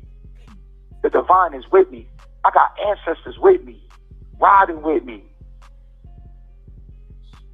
I'm not these other dudes. You're not about to do this to me, no. So you ain't about to do that to him. You look at the interviews and you look at what's going on and you see like, oh, they're not playing that police interview. So when we questioned detectives, we wanted to question detectives, we wanted to ask a simple question. Did she ever tell you that he raped her? Because they can't say yes. And if they can't say yes, then how did you ever charge him with that in the first place? So this is why they bring the parade in. Okay, he's a cult leader, first of all, right? And then this is his way of having authority and having power over people. And this is what she was afraid of because she was a part Maddie, of what's the deal? Material wasn't no goddamn afraid of me, and y'all know it. And ain't no way, no, because they cheating anyway. Y'all gonna do what y'all doing to me anyway, right? They say my name all in the news. They call me disrespecting my name, disrespecting me. Need 8 more people on that like button. Anything about it. But they protected the judge from it being public that she caught COVID and she came into work putting my life in danger. She's cheating during the court, not allowing them to show the interview of her. Show the interview. They played my interview, but play her interview with the police, and you'll realize she never said I raped her ever. So how do you charge me with something that she never said I did? Well, sometimes victims don't. This is why What's up, domestic violence lady. But the domestic violence expert was supposed to be there the first 24 hours. Make sure y'all hit that like button. And talk to. She ain't never talked to her. She never talked to no victim. She never talked to nobody. She ain't even talked to me. The expert, all they're using these experts is to look at the video evidence that the DA has. That's all that they're doing. They're looking at the DA and they're making an opinion upon that. Okay, if I'm a code leader expert and I'm looking at the video that you give me and I see these 6, 7, 8 videos that you're showing me, I'll be like, oh yeah, this is a sign of a destructive code leader. Yeah, that's my opinion. And then they go to court and they start giving education in the court about what a code leader is, just confusing the jury. So this is how you get railroaded. This is how they blind them. Because it's not like you did a Can y'all agree there where he said, they start feeding them all this stuff about the C word, and they group. When he wasn't there for being, a C word of leading a group, he was there because of the R word. But there was a lot of focus that was put on him being a group leader. You know what I'm saying? That's what he's saying. He's saying all of that was unnecessary. You know what I'm saying? And they was doing it just to paint him in an even more bad light. Calling him that. Putting that jacket on his back. Oh man, anyone ain't got life. There are a lot of people doing life and never illed anyone. I hear you out there. If Velvet needs to speak at the trial, I hope she finds a charge, trying to get away from nature. That's Stockholm syndrome. Well, she did speak, you know what I'm saying? Straight out of storyline. She spoke. She most definitely testified in court, man. You know what I'm saying? If you just now pulling up, make sure you hit that like button. You know what I'm saying? Make sure you subscribe to the channel. If you're new over here, we get Nature Boy's side of how he felt about the way that his trial went, and basically in so many words, he's saying that he was railroaded.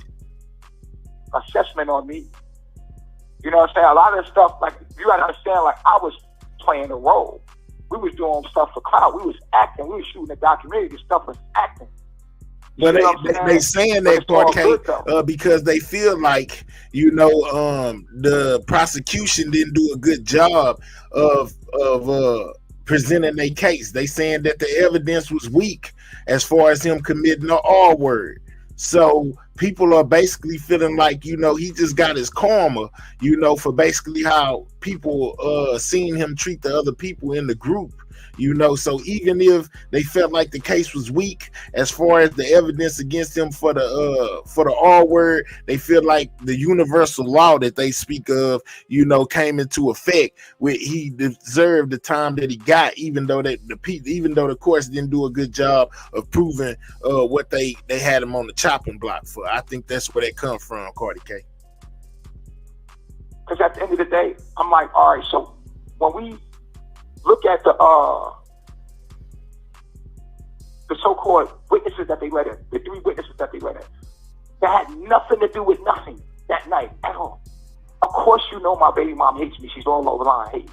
So you're gonna bring her in as a witness to lie on me, and then at the end of the day, like, how? All right, Queen Tanya says, if he got life for many reasons, where were they? Because they didn't address them in court. Let's go. Queen Tanya say she is very opinionated. You know what I'm saying? She don't see it the way that a lot of y'all see it. Shout out to her. You know what I'm saying? In her way of thinking, in her opinion, man. You know what I'm saying? It's basic. Is most definitely opinion based. Everybody got opinion. You most definitely welcome to yours. You know what I'm saying? Shout out to you. You know, for pulling up. All right, let's keep going. To all 3 of these other people that you just brought in. We need some more people on that like button. Person that you just brought 3 other people in. You trying to R. Kelly me. Oh yeah, the Me Too crowd comes in and they're like, oh yeah, well he did this. He said the Me Too trial, the Me Too people. How can I defend myself? I'm always trying to defend myself from this lie. Me too. He did it to me too because everybody else said. People in there that lying on me to just hearsay, and it just shit. I'm saying, like, so now you're confusing the jury. Like, wow, this guy's a bad person. Then you say in court, don't go home and research this person and know that there's knowing that there's all kind of bad stuff online. When they was picking a jury, the jury said, well, shit, I've seen him on TV already. I've seen him on the news already. So I'm already seeing him on the news. You know what I'm saying? So, yeah, because you played me on the news and then you tell people don't go home. You keep telling the people in the juries in the court, remember, don't go home and research him. Don't go home and go on YouTube and go on Instagram. Don't go on there, okay? This is what the judge is telling these people. I'm like, wow, like why you keep reminding these people not to do that? That's exactly what they're going to go do. So the jury goes home, and what do? They probably did that. Now they have a biased opinion about me. They come back. You see what I'm saying? And so now you get a guilty jury. You get a jury that's biased already, so I don't get a fair shot at a trial. But guess what happens? Guess what happened? He said that the jury was biased already, and he didn't get basically a fair trial, man. You know what I'm saying? Due to the things they was pumping, you know what I'm saying? It's kind of the reason why he's feeling like his trial wasn't fair. Remember, you know what I'm saying? They most definitely gonna appeal the court's decision. You know, based off what I'm showing y'all so far, do y'all think that they have what they need in order to get their appeal granted? So Nature Boy can get another trial. Nature calls. Nature calls. And for all the people, shout out to I heard an interview by what's his name? Rambo. I call him Rambo. I don't know his other name. Rambo did an interview and he made an unbiased opinion and gave an unbiased opinion of it. You see what I'm saying? Because they know most of the violence was because people was fighting each other. I was the one that orchestrated them to wrestle. I orchestrated boxing matches with boxing gloves on. I orchestrated wrestling matches. You've seen that I did that to work our problems out. I was doing real nigga moments where we sat in a circle and Dr. Bishop came and talked about our issues because people kept fighting. I was the one regulating everything to make sure people would stop fighting because it was a reality TV show in my house. Anytime you put a group of people, of females and males together, there's going to be drama. So at the end of the day, what did I do? I had, it's a real nigga moment. Hey, can't hold it in. I gotta talk about it. It's a real nigga moment. Remember? You remember that? Real nigga moments? What was real niggas moments about? Real niggas moments is about what? Us talking our issues out. Whatever issues I let you in, I said, here's the issue that's going on behind the scenes, right? Everything was recorded. That's what real niggas moments was. So it is what it is. Y'all know the truth. I'm going to end it right here, man. And Dr. Bishop as well. Stand by. So, yeah, like I said, y'all, I'm not going to be the person that they do on. I'm not going to be the Bill Cosby. I'm not going to be the R. Kelly. I'm gonna let people know my side of the story so you know the truth. You're not gonna shut me up. What's this guy that went to jail? You're not gonna shut up. I'm not about to be that some people. I'm not. You're not about to shut me up and let no one know what's really going on. These guys falsely arrested me for rape. put me in here and investigated the whole thing to put some charges on me that wasn't true in the first place. Now because I won't take they offered me 10 years, you know what I'm saying, and I would have to only do 2 in prison. Then they said that I would not. I said I'm not about to sign up as no sex offender. They said, okay, we'll make it so you don't have to sign up for a sex offender. That's how desperate they was for me not to go through with this trial. And then the next thing they're desperate about is hiding that interview. Because if you listen to the interview, she never gives the police any, because the police are coaxing her into a rape. They had in their mind sexual assault. But it was like, we know you had sex, but did you ever say no? You don't have to say that to a rape victim. A rape victim's going to come to you and say, he raped me. She came to you for revenge porn. Then she told you we made love 4 times. She told the story 4 times. We're going to post, go to my YouTube page, Nature Boy TV, and go listen to the interview with the police. Listen to the interview. She tells the story clear out. This is what they won't play in court. They played my interview, but they won't play her interview. Why? Because it exonerates me completely. And it shows that I was never supposed to be arrested in the first place for that. They charged me with a false charge. It's a malicious prosecution. They never had any intention to do anything good because what's her name? Mrs. Coleman, the T went to detectives. The T went to the detectives, sent them all these videos and stuff like they do that in every place else I've been.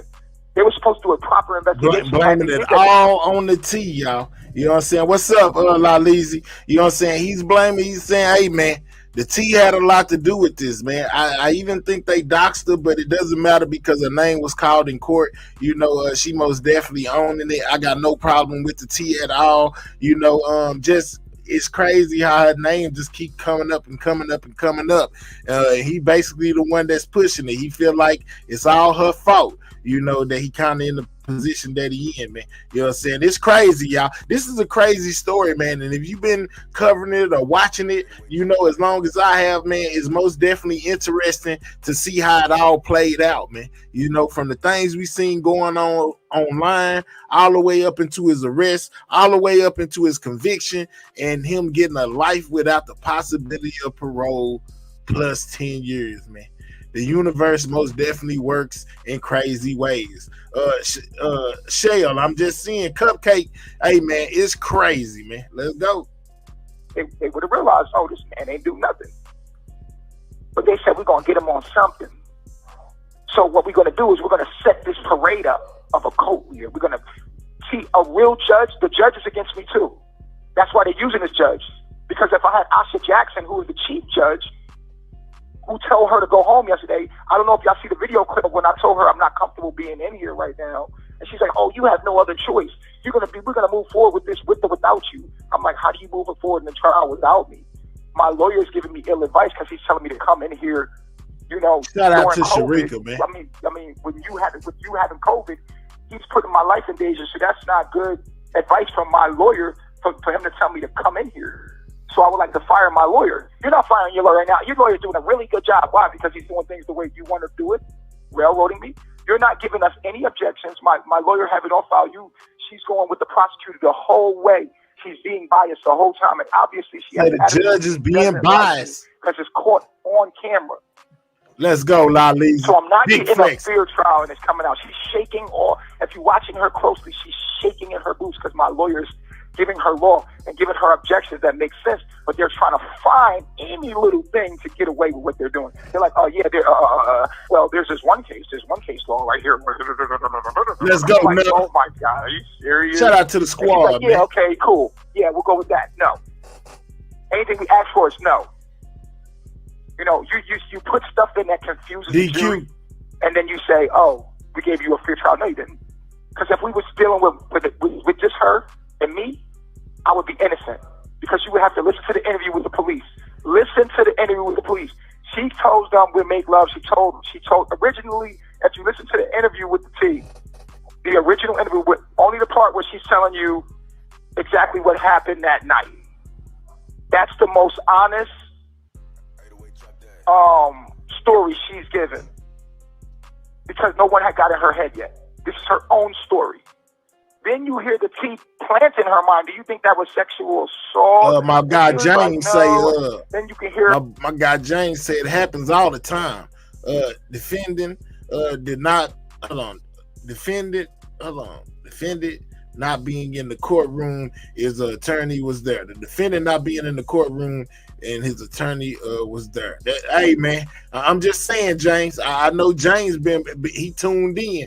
You know what I'm saying? For real, that was wild. The conflicting stories. Yeah, it was Laleezy. Most definitely strange, man. But this is Nature Boy side, man. Shout out to everybody in the building, man. I was definitely appreciate y'all rocking, and everybody that hit that like button. If you ain't hit it.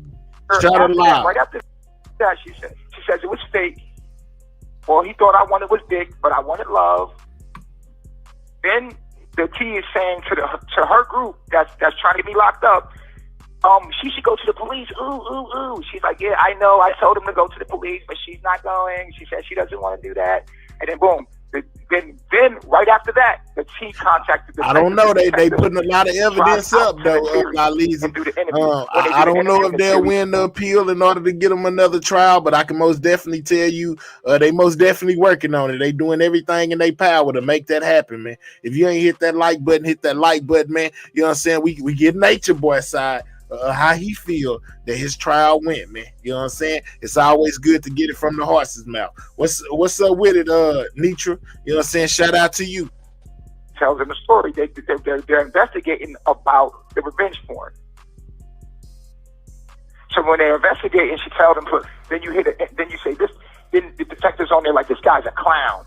This guy's a bad person. Yeah. You love him. Yeah, I know you love him, but you love a bad person. We need to jam him up. We need to put him in prison. We need you to prosecute. Without you, we have nothing. Okay? This guy's he's an asshole. This guy's a bad guy. We need you. Without you, we have nothing. Exactly. Because they had nothing without her. So then they were desperate. So what they do, they was like, I know you said you had sex. Was this consensual? Why would you have to ask somebody that got raped, was it consensual? This is why they won't play it in court. Because you're coaxing her, and why would you ask her that? Then she says, I don't know what you mean by consensual. Because now she's trying to get the head. I mean, I said, did you Nature say Boy no? say he feel away, y'all. Well, I said, no, I didn't want to be there. Is he making sense? You get what I'm saying? So she says, no, she didn't want to be there. And then it goes into, she asking her, was it consensual 6 times? Go listen to it, y'all, on my YouTube page if you want to know the truth. If you don't want to know the truth, if you hate me, that's fine. But I don't deserve to go to prison. I know y'all want to see me out there getting this, you know what I'm saying, doing me. The funny thing about the haters is, if I get locked up and I go away for life, you have no more content. Think about it. Okay, so I got to go. Love myself. I'll talk to y'all later. He said if he get locked up, you know what I'm saying, yeah, you got no more content. Let that sink in. Y'all ain't got no more content, he said, you know what I'm saying? If something was to happen to him, I'm just saying. So yeah, y'all. That's crazy, man. My God, Nature Boy, man. They got him in there for the long haul, man. How do y'all feel about what y'all just heard? You know, coming from him. You know, him basically stating that he felt like it was out of line, and you know they was on some other stuff with him. Sweetest Thug, talk to me. What you think about it? Can you hear me? I can hear you. Okay. Salute to everybody. Salute to him. I definitely feel like he was railroaded, but I definitely feel like he got his karma. You know, that's why people say when you think you done got away with something, you know, when you get away with stuff for so long, you eventually still go down for something you might not never need. You know what I'm saying? Yeah. And we have seen it multiple times. Does he deserve the sentence he got? No, not at all. But you don't think he deserved a life sentence in that thing? You think that? No, you think at some point he was supposed to be able to get out again and try again? Not necessarily that, but you know, right is right, wrong is wrong. You know what I'm saying? That sentence was definitely harsh. I think they could have, you know, I think it's on him as far as that, because if they offered you 10 years, but then said you only had to do 2, and they agreed to not sign you up to be an offender, why did you take that? When you know deep down how you've been treating these people that's been following you. Like, you making women and men use the bathroom outside and y'all in the house. Man, Make you that say make you sense. you saying from the first day he told you got to use it outside, you wasn't going. Man, I would have been like, okay, I don't think this is for me. Yeah. Sweetest thing, I don't think this go. I don't think it was fun, but I don't think it's gonna work out. But you know, you could definitely tell he dealt with women with low self-esteem, because ain't no real woman gonna follow that shit he was doing. Anyway. So you mean to tell me all them women that was in the house had low self-esteem? Now I know one of them had to be feeling like they was the ish. You feel like all of them did. What about the men then? Low self-esteem. Low self-esteem men too? Yep. Damn. Listen, I don't know if your parents ever taught you, but I know I taught my son, don't never be a follower. You are a leader. Absolutely. You know what I mean? Okay. You're never supposed to be a follower. If you able to, Cookie Monster said it was brainwashed. I don't think it was brainwashed. Everybody though, listen, y'all. Listen when I say everybody though. Everybody. I get the brain. But it's always an eyeball, sweetest thug. It's always an eyeball in the group that don't go along with everything everybody else doing. It's always 9 times out of 10 an eyeball. So you mean to tell me it wasn't an eyeball in that whole group? Somebody who didn't want to go pee outside or wasn't down with the boxing match, and you know what I'm saying, all this and all that. Why not just run next door? Somebody, anybody. I'm just asking the question. If it's too bad for you, why not escape the situation? You know, and just even I said this before, sweetest thug. Even if they got my passport, my ID, my driver's license, my social security card, my birth certificate, even if they got all that, if it's a messed up situation, you know, I'm getting up out of it. They can have all that stuff. You know what I'm saying? It's ways for me to be able to get it back. They can have all that. I don't care. You know what I'm saying? My life and my freedom is more important than any piece of paper or, you know what I'm saying? My well-being is more important to me than that. That's why I feel like they have low self-esteem, because low self-esteem people, they'll get that courage, but they can be easily convinced that what they're thinking that's, you know, supposed to be right, they get convinced, no, you're thinking wrong. That's low self-esteem. That's you know, weakness. You know what I mean? Because I mean, we see it every day on this app. You know what I'm saying? With the truth. A person, like y'all said, a person can come on here with the black and white, prove that something is this truth, but people want to believe the lie, the narrative. You know what I'm saying? Because it's just easier that way. That's in life. You know what I'm saying? You got a house full of people following. So now you like, wait a minute, what this nigga got us doing? I ain't feeling this shit. But then, you know what I'm saying, you say something to one person, they go back tell the leader. So the leader like, okay, we can't let her go. You got to convince her to stay. And then they start convincing. And then you stay. And then some may have been scared. You know what I'm saying? Because we really don't know what was going on when the cameras was off. You know what I'm saying? Real talk. But I ain't gonna lie though, you don't remember? Okay, off in there, everybody agreed that everything that people saw wasn't always real. They was acting some of them parts. We don't know when they was acting, so we don't know what part was made up and what part was real, you know, because everybody who testified, if my memory serves me correctly, most definitely said it was parts within there when they was doing whatever they was doing that they were acting. And that he was too. That's what they get. Like even when they testified on the stand, they said these things. That's why I'm asking. Hey, all I can say is twiddle-dee, tweedledum. You know, I'm gonna stick with dog. He didn't deserve the sentence he got, but yes, karma, you know, works in mysterious ways. That's why I say that.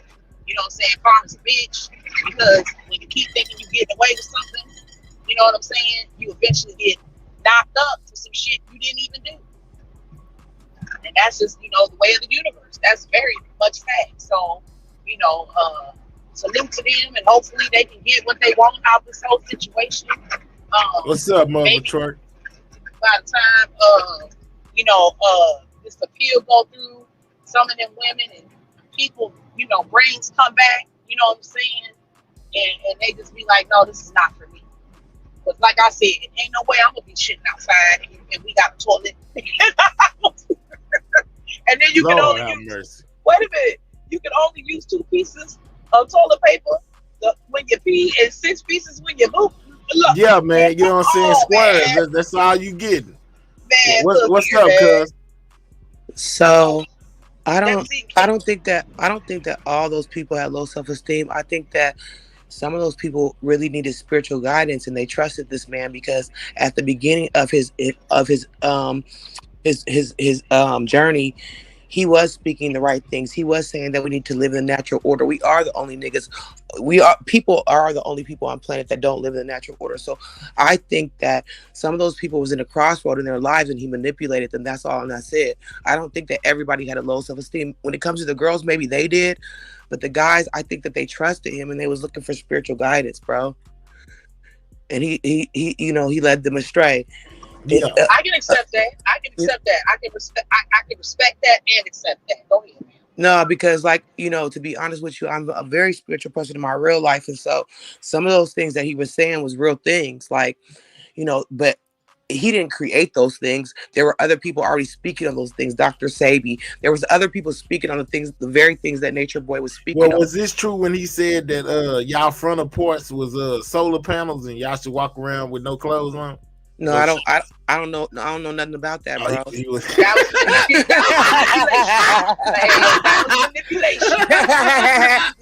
Don't do me bad. Go ahead, though. I don't know nothing about that. However, do I walk around my house, naked sometimes? Absolutely. I like to be free. I like to be free, bro. And so it just is what it is. But I want to say this because Nature Boy, to me, it was at the beginning, it was really about a journey. That's just what's so sad. I really believe that the more power he got, the more crazier it got. When you know these secret things about spirituality, it is hard to maintain those things. Either some people go into a hermit mode, such as myself, or some people go crazy. And I just kind of think that he was doing too much. And so I'm not about to talk bad. Do I think that the man should have got how much time he got? Life plus 10. No, I don't. I think that they were making an example of him. I think they were saying, nigga, any of you niggas that think that you're gonna run a cult, any of you niggas that think you're gonna do women like this, people like this, we're gonna show you, nigga, this is what's gonna happen to you. So I think that he was the example. They made an example of him. Yeah, so it's so funny. It's so funny because so we speak it, it shall be, bro, right? And so he calls himself the Messiah, and the key about it is that you were made the example. Absolutely, my guy. And so you spoke that into existence. So we think it shall be. Do you understand me? That's how that goes. We don't even understand how powerful our words and our mind is, and we don't operate on that conscious level. Okay, but he spoke that into his life when he did those things. And so, do I think that the judicial system is did they railroad him? No. Well, they railroaded him, but they railroaded him with his own behavior. He put himself he put himself in a trap. You thought that was cute that you was, regardless if it was a play or whatnot, you thought it was okay to demoralize people on a wide world internet. And you thought cockiness. I watched the video. People be getting so cocky. It's ego. It's ego. And let me tell you something about cockiness. Yes, I agree. Something about spirituality. Let me tell you something. When I went through my spiritual awakening, bro, I had to kill ego. I had to kill pride. I had to kill a lot of stuff within me. He didn't kill those things. You cannot be reborn if those things are not killed. Okay? So even though he wanted to do so, he still was operating out of ego. And that's like, let me tell you something. People want to know what destroys most people. It's their own fucking ego and their own pride. Okay? I'm sorry. So I just want to go there, but do I think the system gave him too much time? I absolutely do. But I am a woman that my husband was in penitentiary for, selling that shit, and he got more time than unalive people. So do I think the judicial system is fair? No. But do I believe in universal law? Do I believe that we don't get away with nothing, even when we think we get away with it? There that goes. You're gonna pay for it. He's gonna pay for it, and he keeps on saying that he believes. Right, And let me tell you why he paid the worst. He paid the worst pay because you were enlightened, bro. You cannot be on that consciousness and not be accountable for what you're doing, how you're leading people, and what you're teaching people. Okay. Thanks. So this is why they can and what's so ironic to me is that the girl Fufu who had made that video for his appeal, she got these people were abused in real life. I watched him talk to her crazy for an hour, belittle her for an hour. I watched this man, because I was trolling this man because my spirit was like weary about how he was leading people astray for real. I said a wolf in sheep clothing for real. So I was bothered by it. So you can come up, click the link. I trolled the man. I trolled the man. That's Ned. It's me, Swedish Ned. I can't see. I'm driving, baby. I'm sorry. I'm driving. I'm at work. So listen, Maddie. This is the thing, though. What do God say? When you sit up here trying to act like you him, he gonna take care of you in the best way, right? Yeah. Okay, and that's exactly what happened. You can't come on earth talking about you the Messiah. No, and so that's why you. So when he said that, he set himself up, right? He set himself up because because you said you are the Messiah, and the Messiah is an example for us. He's a reference that we go to, when we see how it was, and so he set himself up. He spoke it into existence, and this is why Nature Boy's in trouble. It doesn't matter about the things about.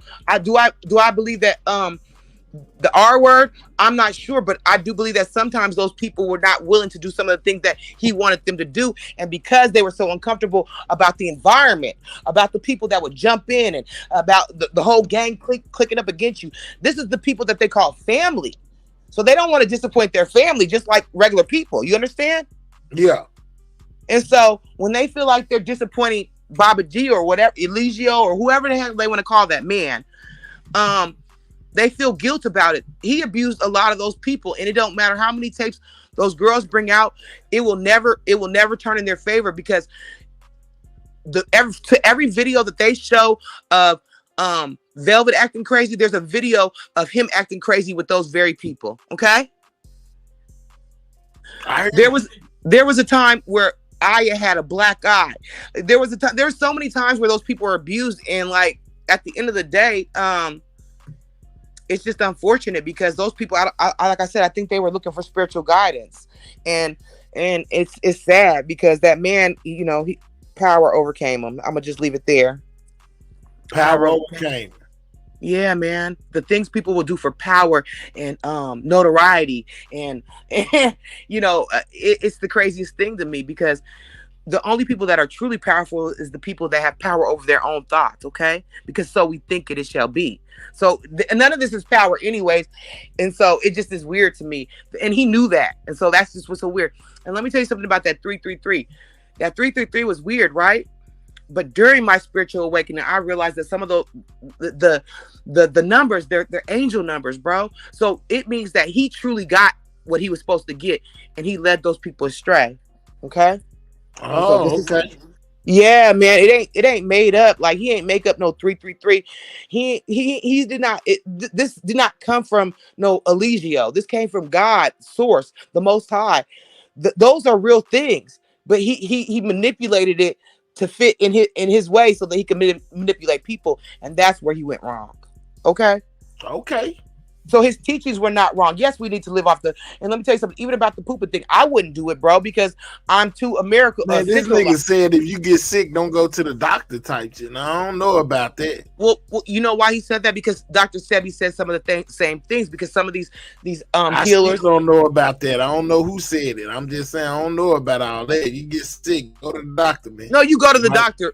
You go to the doctor, but some people in their beliefs, they believe that there are healing instruments that the doctor won't tell you that will heal you from these things, because at the end of the day, if you're not sick, doctors don't get paid. Man, that nigga said if you sick, but he made that lady stop taking her heart medicine. We all sick. If I'm sick, you sick. We all sick. No, for real. He made that lady. You sick by yourself.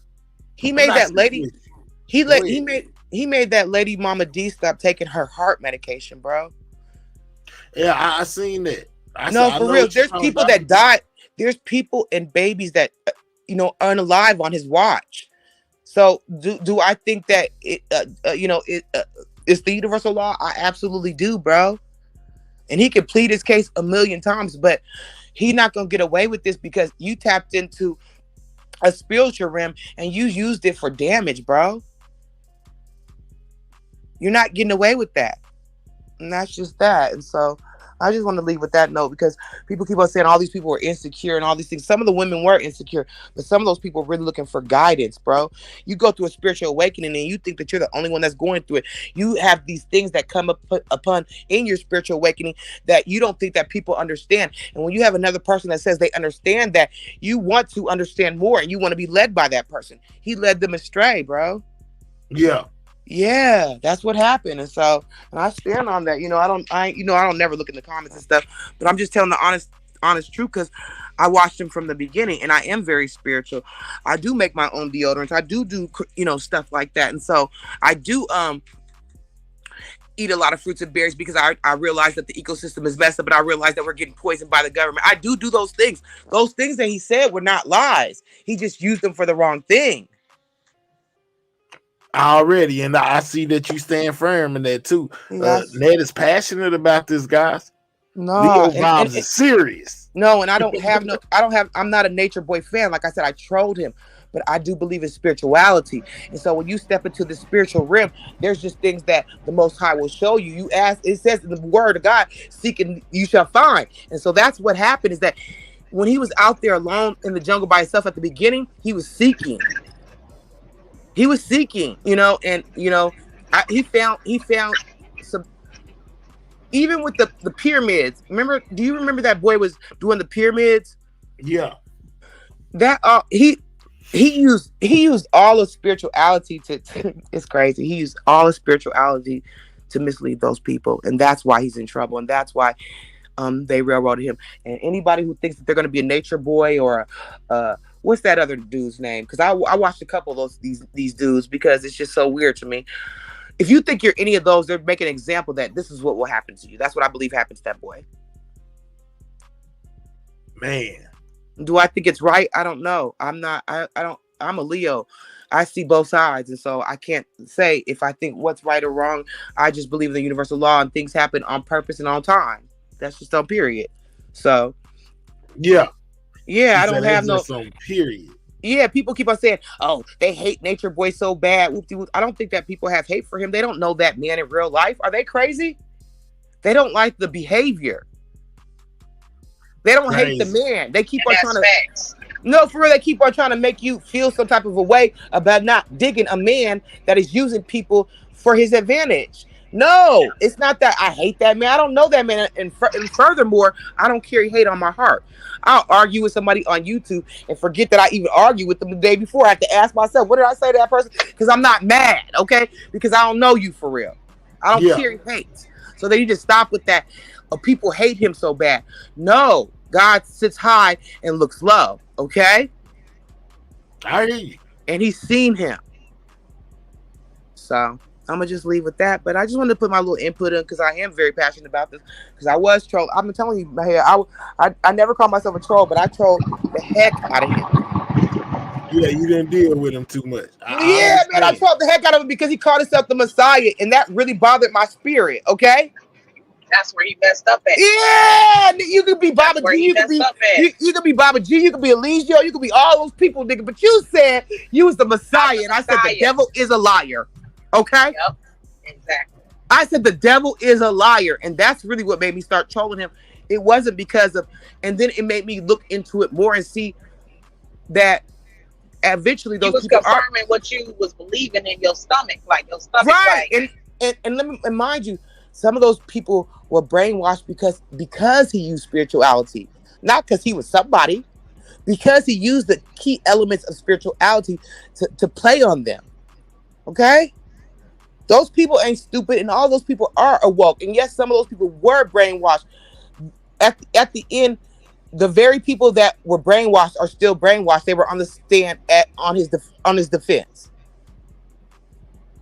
There's no reason why Aya or Fufu should have even been up there when they got abused the worst. He didn't even like Fufu. He always told her she stink and all these things. Lord.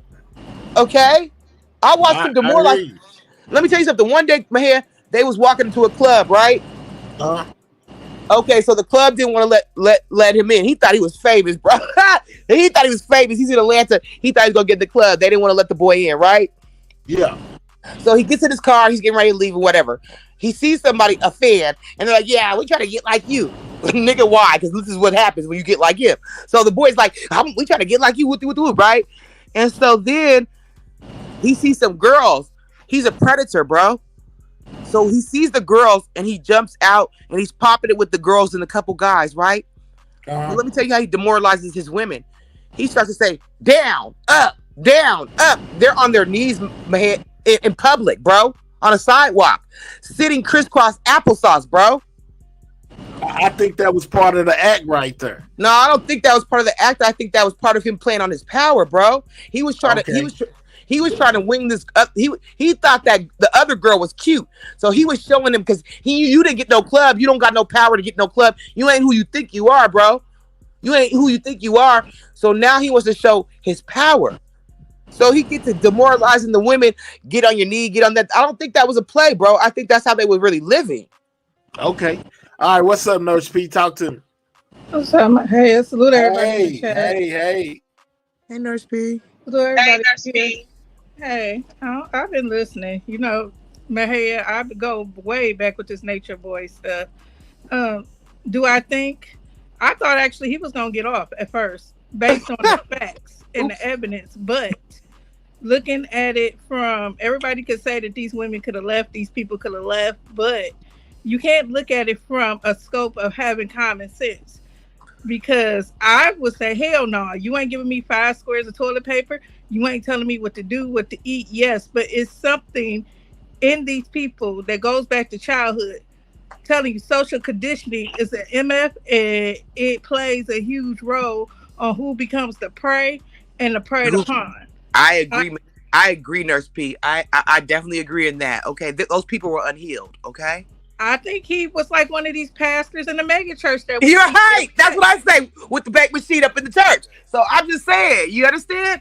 I don't think he was trying to lead anyone. I think he seen that he had an audience. And I honestly think that he seen he had a following. He seen it was money to be made. He seen it was people that were broken that he could lure in with his spiritual enlightenment as he saw it, or other people saw it. Like, he got to give a gab. He could talk his way out of a paper bag pretty much. But he preyed upon these people. So my question, Nurse P, Nurse P, if that was the truth at the beginning, since you've been with him for such a long time, he was out there in the jungle by himself. How was he preying on people? You ever heard the saying, F the mind and the body will follow? Yeah, absolutely, Nurse P. That's what he was doing. He could be out in the jungle by himself, but he was recording videos. He was showing a way of life that others wanted to follow and thought it would free them. Exactly. And that's what happened. That's what I'm saying, Nurse P. They was looking for spiritual guidance in a real way, and he you know what I'm saying? Like, he lured them. He's a predator. He is a predator. I agree. We agree on a lot of things. That's what it is. He's a predator. And just like Mama Dia, yes, he did not commit the crime. But he told her to stop taking her medicine. So he committed the crime to me. He told that lady that he had a natural, but see, he didn't make her not take her meds. See, that's where you have to prove. See, court, you have to prove without a preponderance of the evidence that occurred usually. Yeah. There's a video that was said that Mama D freely said that he told her to not take her medicine and she felt better. I can tell you don't take something, and if you don't take it, if I don't physically take it away from you, that's not me doing something to you. If I tell you not to do something, that don't mean if I told you to go jump off a bridge today, you're not gonna go do it. But again, these people were looking for spiritual guidance. So if it's just like, some of these people that are very religious, they go to church every Sunday. If they ask their pastor a certain thing, and they get the advice from the pastor, they're gonna go with the pastor because they think that he's holy, that he's close to God, and that he has a revelation about how this works. That's exactly what happened to those people. Yeah, I get exactly exactly what you're saying, but I'm saying I see it both ways. I see it from the Mahaya know the law way that you go without a reasonable doubt.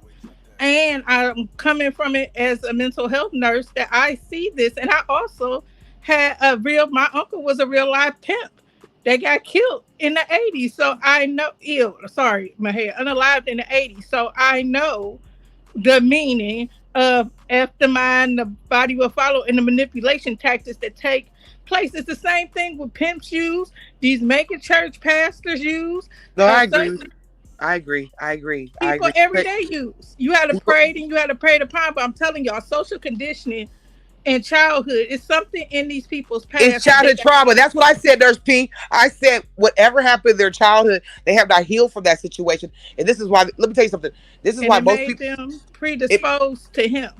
Exactly. This is why most people go on a spiritual journey, is because they want to heal. They don't want to.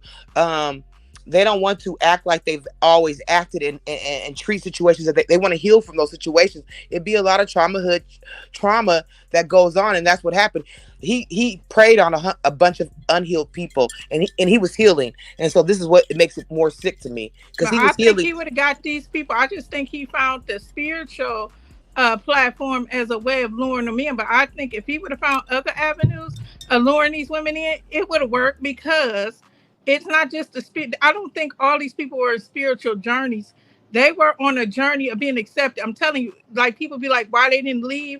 It was something that predisposed them. They were used to this kind of behavior. You get used to certain kind of conditions. I agree, Nurse Pete, that a lot of us be victims of our environment. It just so that's why I feel like it is what it is. Mental stronghold on these people. Yeah, they were bound mentally, and he played on them being bound mentally. And let me tell you something: the body is the strongest thing, because, like I said, so you think it shall be. People say that, God said that He made us in His image. So if He made us in His image, and He's able to do all these miraculous things, there's something in us that are able to do miraculous things as well. And so when your mind is not at ease, and your mind is not free, and your mind is not healed, you're able to get manipulated easier, and that's what he did. I just hope and pray these people get the help they need, because they're going to need help. They need help still after. Oh, yes. They're going to need therapy for years, because this was trauma. This was crazy. They're going to need therapy for years. Because they still are predisposed to go with people that are like-minded like him, even though he's gone. No, and I agree, because that's why the girl, the Terry, that pressed these R charges on him, if you follow them, you know that she was in other cult-like situations during this time. So it wasn't like Nature Boy. It could have happened anywhere, because she was seeking for something. I don't know what she was seeking for, but because she was weak at the mind, it was the same type of people.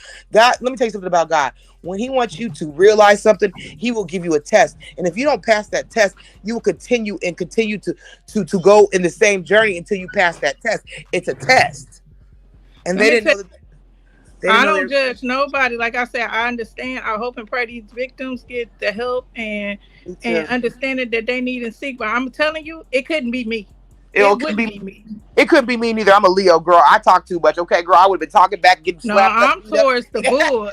I'm Taurus. He would have been beat me to the dirt, girl. Okay, beat me to the dirt, because I just ain't gonna agree with everything. We're not going along to get along. This is why. Just like my head, nobody can tell you what to do. Just like Swedish, nobody can tell you. It's different. We all have our own opinions. But I'm telling you, it's something in childhood that made these people gravitate towards this type of person. And until they get the help they need and the therapy that they receive, like, it should be other resources provided to them, in my opinion. Me too. Because they're gonna need aggressive resources, because it's gonna be somebody else they're gonna gravitate towards that's gonna do the same thing. No, they're gonna be manipulated. They're gonna, like I said, they're gonna continue the same test, because they're still manipulated in the mind. I don't know how a man treats me a certain way, and I'm on the stand talking about I never seen him be aggressive with people. How you never seen him be aggressive with people, and people on the internet have seen him be aggressive with people? Like, girl, just stop that. Your mind is still warped. And it's sad. And like, I ain't judging them. I feel more compassion and sorry for them, because I just believe that they're seeking something, and it just wasn't in Mr. Bishop. All right. Is that you, Queen Tanya? Yes, it is. How's everybody doing today? Doing good. How you doing? I'm doing fine. I've been listening, and I'm say first, I don't never speak into somebody else's life. Okay. But seeing this on social media, one night I was just sitting here and I went back to, I need to know about who Bishop was. Uh-huh. I went back to the tragic story of his life and I listened to him. Let's go. I don't know what type of audience we have in here.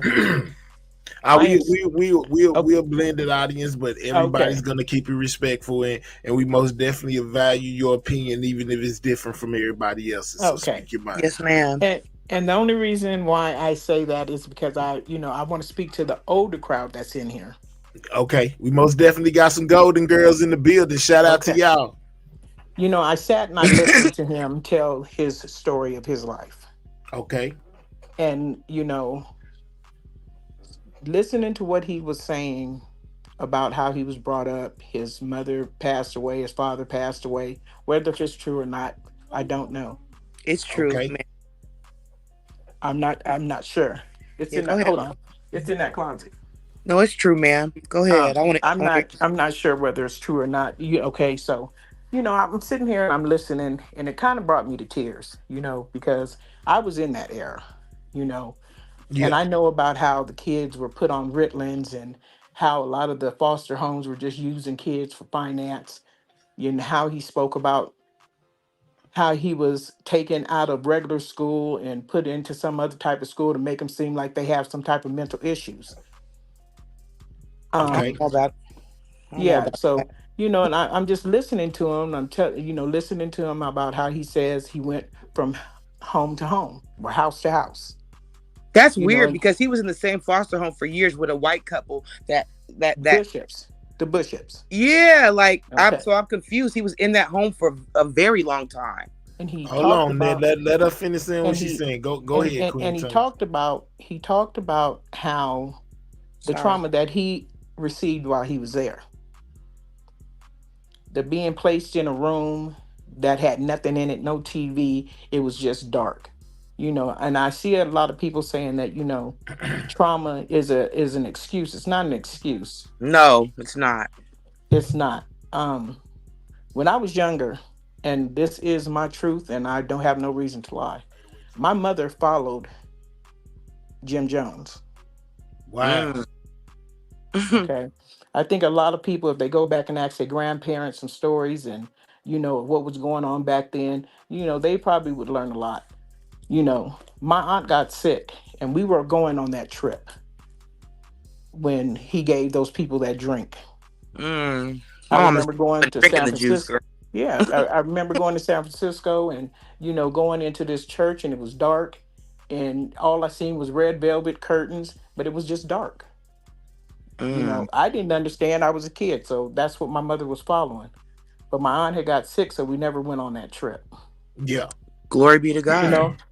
I go and I'm still steadily listening to this young man talk about what he went through within his life. He spoke about how the man that was at the first foster home that he was at, and how the urges that he had, these sexual urges, and he would hump on this and he would hump on the teddy bear, and and doing of all these wrong behaviors.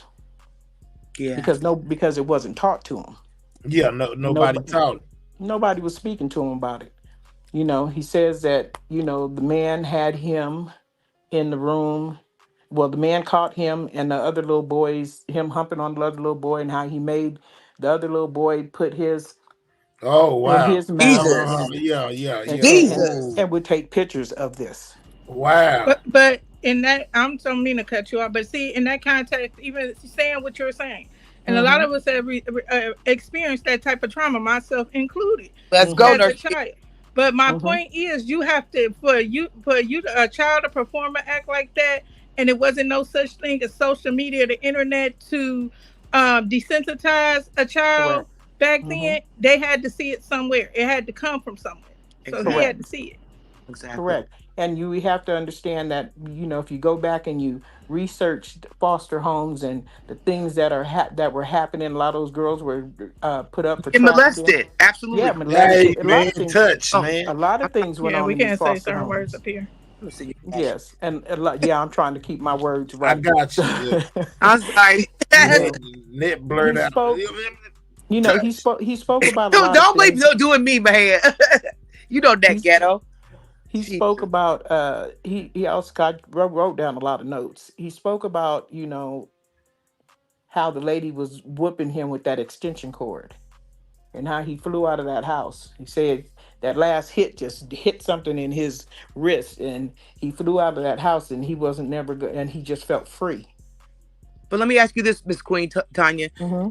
Regardless of any, because let me tell you something, bad things happen to good people every day and all day. Mm-hmm. Does that justify his behavior? At the end of the day, does those things justify? It makes you understand him, right? But does it justify the behavior? I want to know. Well, it does not justify the behavior because me, myself, I don't make excuses for myself nor anyone. Right. I am a Leo, so I don't make Gang, excuses for gang. myself. So, I just think that within the trial, a lot of things should have been addressed as far as his character. I do too. He was in Fort Knox in the Army, and he received a medical honorable discharge because he was diagnosed with schizophrenia. Right. And, a lot of things just weren't spoke about. And did you see all those persons?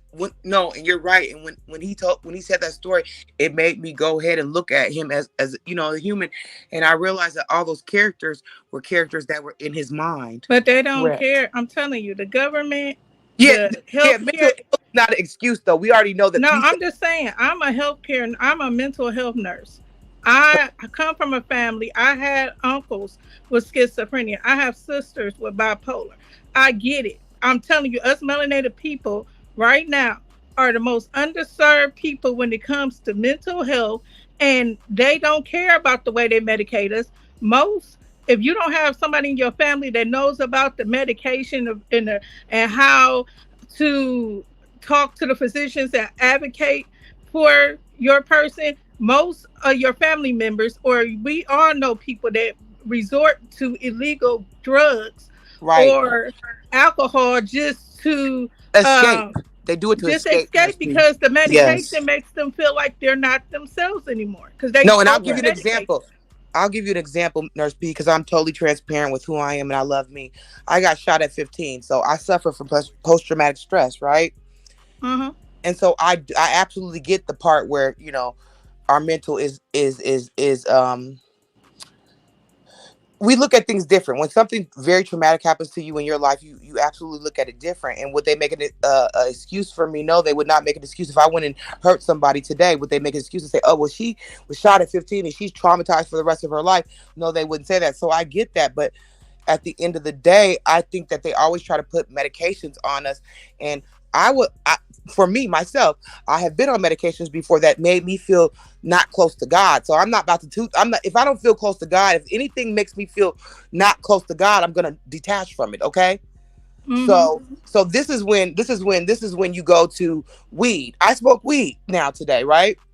Mm-hmm. I don't judge nobody. My mom, and it's still in mind. So she was a heavy hitter when it came to that. So no, and it's still self-medicating. But I think that the system is always trying to diagnose us with these issues, and the real thing, it doesn't be the issue at hand. It be childhood trauma. But some things are. I'm telling you, some things are there. But see, us as a melanated people been taught that we're not supposed to. It's taboo to seek help when it comes to that. Yeah, it's taboo to go see a counselor. I agree. All communities, but the way they medicate us and the way they treat us with treatment, even the clinics they try to send us to, the people they try to send you to try to medicate you for mental illness, they don't want to return because they're not treated right. They don't check your blood levels. They don't check your vitamin D levels to see if something's off, to see if something could be adjusted. Right, a deficiency. I agree. They don't do that. Just like I hate it when I have 3 boys and I have one that does have ADD and he has not been medicated. But I hate when I see kids that's being over medicated because they don't start them off at the lowest dose. They will start them off at the highest dose and ticker them down. But it comes down to to educating ourselves. I was a young teenage mom, and I didn't know about food dyes. I didn't know about different things. I didn't know Cinnamon Toast Crunch had paint thinner in it. So it's certain things we have to do to educate ourselves. And if we don't know, then we don't know. We trying to. It's a survival thing, for most of us when we first start off with kids, because it's the guy, and you want to make sure your kids eat. You ain't thinking about what's in it at first. Like, you just making sure your kids get food. Point blank, period. No, I agree, Nurse B. I was a mom at 18, and so although I was raised at a certain way, so the kids have to have a 3-course meal. What about those snacks I was giving them that was unhealthy for them? I'm just saying. I'm telling you. Let's just be real though. No, what about those extra things that I was giving them that were not necessarily for them? And so, but see, you didn't know that. Just like my kids are. I have 2, but all of mine will be grown this year. I'm telling you, I have 3 boys. I became a mom at 17. A lot of stuff I didn't know. I was not taught about stuff pertaining to diet and food dyes and all this, but it all goes back to what we have to go and research for ourselves and try to be better and do better. And I'm telling you, I'm in Cleveland, and right in the urban area. I grew up in the center of Cleveland, and I'm still aiding people within my community. And I'm telling you, it's a church on every corner here. And we are the most underserved people, but every church has a pastor that sat there and even want your tax returns. They want to know your whole life story, just like Nature Boy. They don't care to serve their community. That's because they're religious, they're not spiritual. And when you go to a spiritual realm, and this is why Nature Boy's being held accountable so much, is because anybody can go to school to be a pastor, right? But spirituality does not come from a title of the world. It comes from God, right? And so therefore, this is why I believe, to me, this is why he's being punished so much, is because he really does know the difference.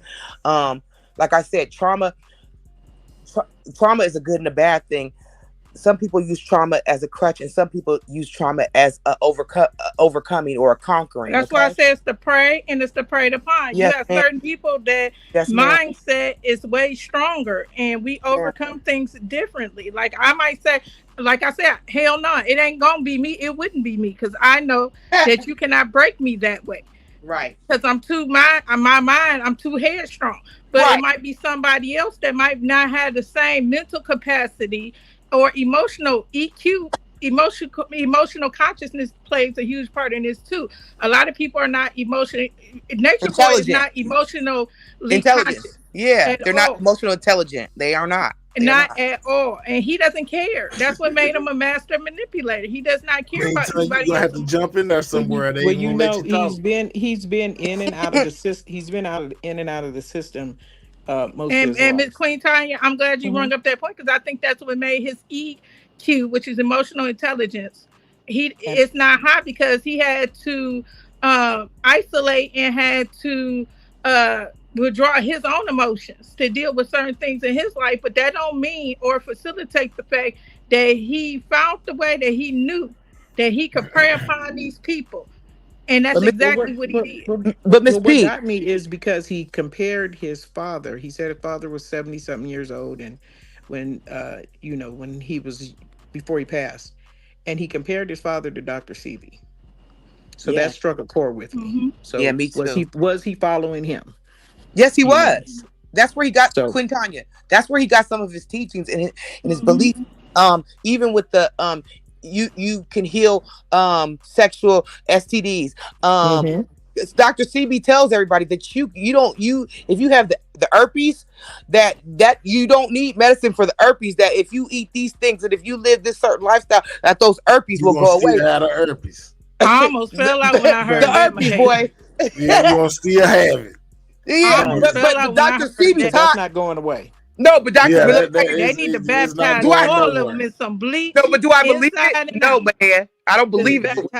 Try to think yourself well at the house. You're gonna wake up. You're gonna still have. You still gonna have an outbreak, but it's still gonna be burned. I'm not doing it. Also, you have this family, the Bishops, where he speaks about the lady told him he was a devil. He gives Baphomet teas, girl. I mean, the lady. And what I've seen, he does give an entity that is just not right. And you know, I don't know. I ain't judging. I'm just telling you the energy. I read energy. Yeah. I'm It's not. just I'm when not you're a a child doctor.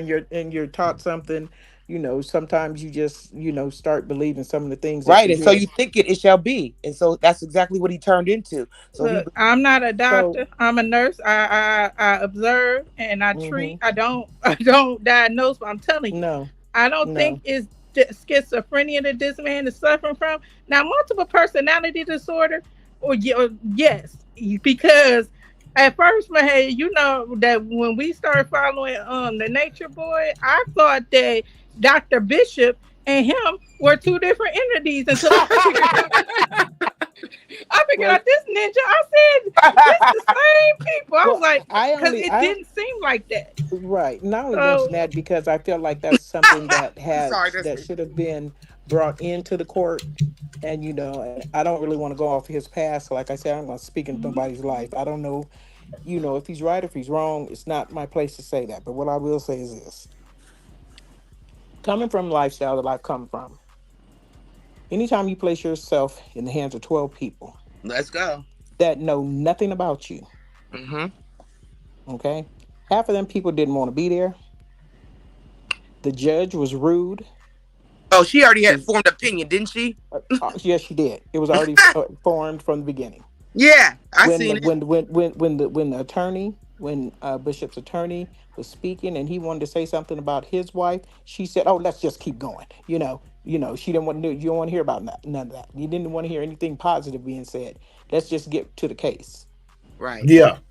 But Queen I Tanya, understand where don't he's coming from when he says that they offered him 10 years, 10 years, 7 years, whatever it was, and he didn't take it because he didn't feel like he was guilty of the crime that he was being charged with. no, And I he didn't say want to. that He I didn't. Hold say on, that That's not. Ned. because Wait, Ned. Wait. That's I not why Go he say didn't ahead. take. and I say Let that her finish, because and then you can say I what you got to say. Go Okay. because ahead. I myself spent 10 years in prison. Okay. And they offered me a year. So I understand that. I didn't do what you said I did. You know what I'm saying? Girls got in a fight and it got carried away and so on, so on and so be. But if you've never been in a trial, you're never going to understand what the real rules are. Everybody got rules and they have to be followed. To say that the courts follow all the rules, they do not. Of course not. I do not feel like he had a fair trial. I feel like and this is my unbiased opinion, I feel like that sentence was unwarranted. There was a ridiculous. Yeah. Okay. Charles Manson. Now, let me say this: California Frontier Women's Prison. I was there with Susan Atkins. Okay.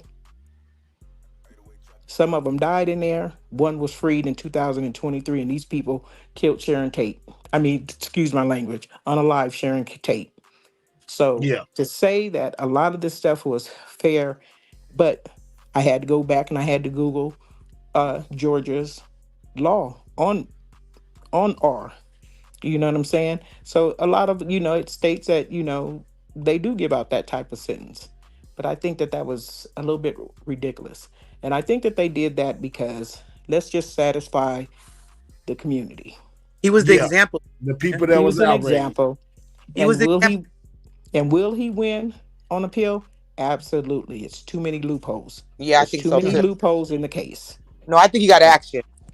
Oh yes, most definitely. I thought Because myself looking at the. I'm sorry, Queen Tanya. I didn't mean to go interrupt ahead. you. Go No, I ahead. said I thought myself. You can ask me, hey, from the beginning when I was looking at the case. I like I said, I come from a clinical standpoint, what I see from the victim standpoint.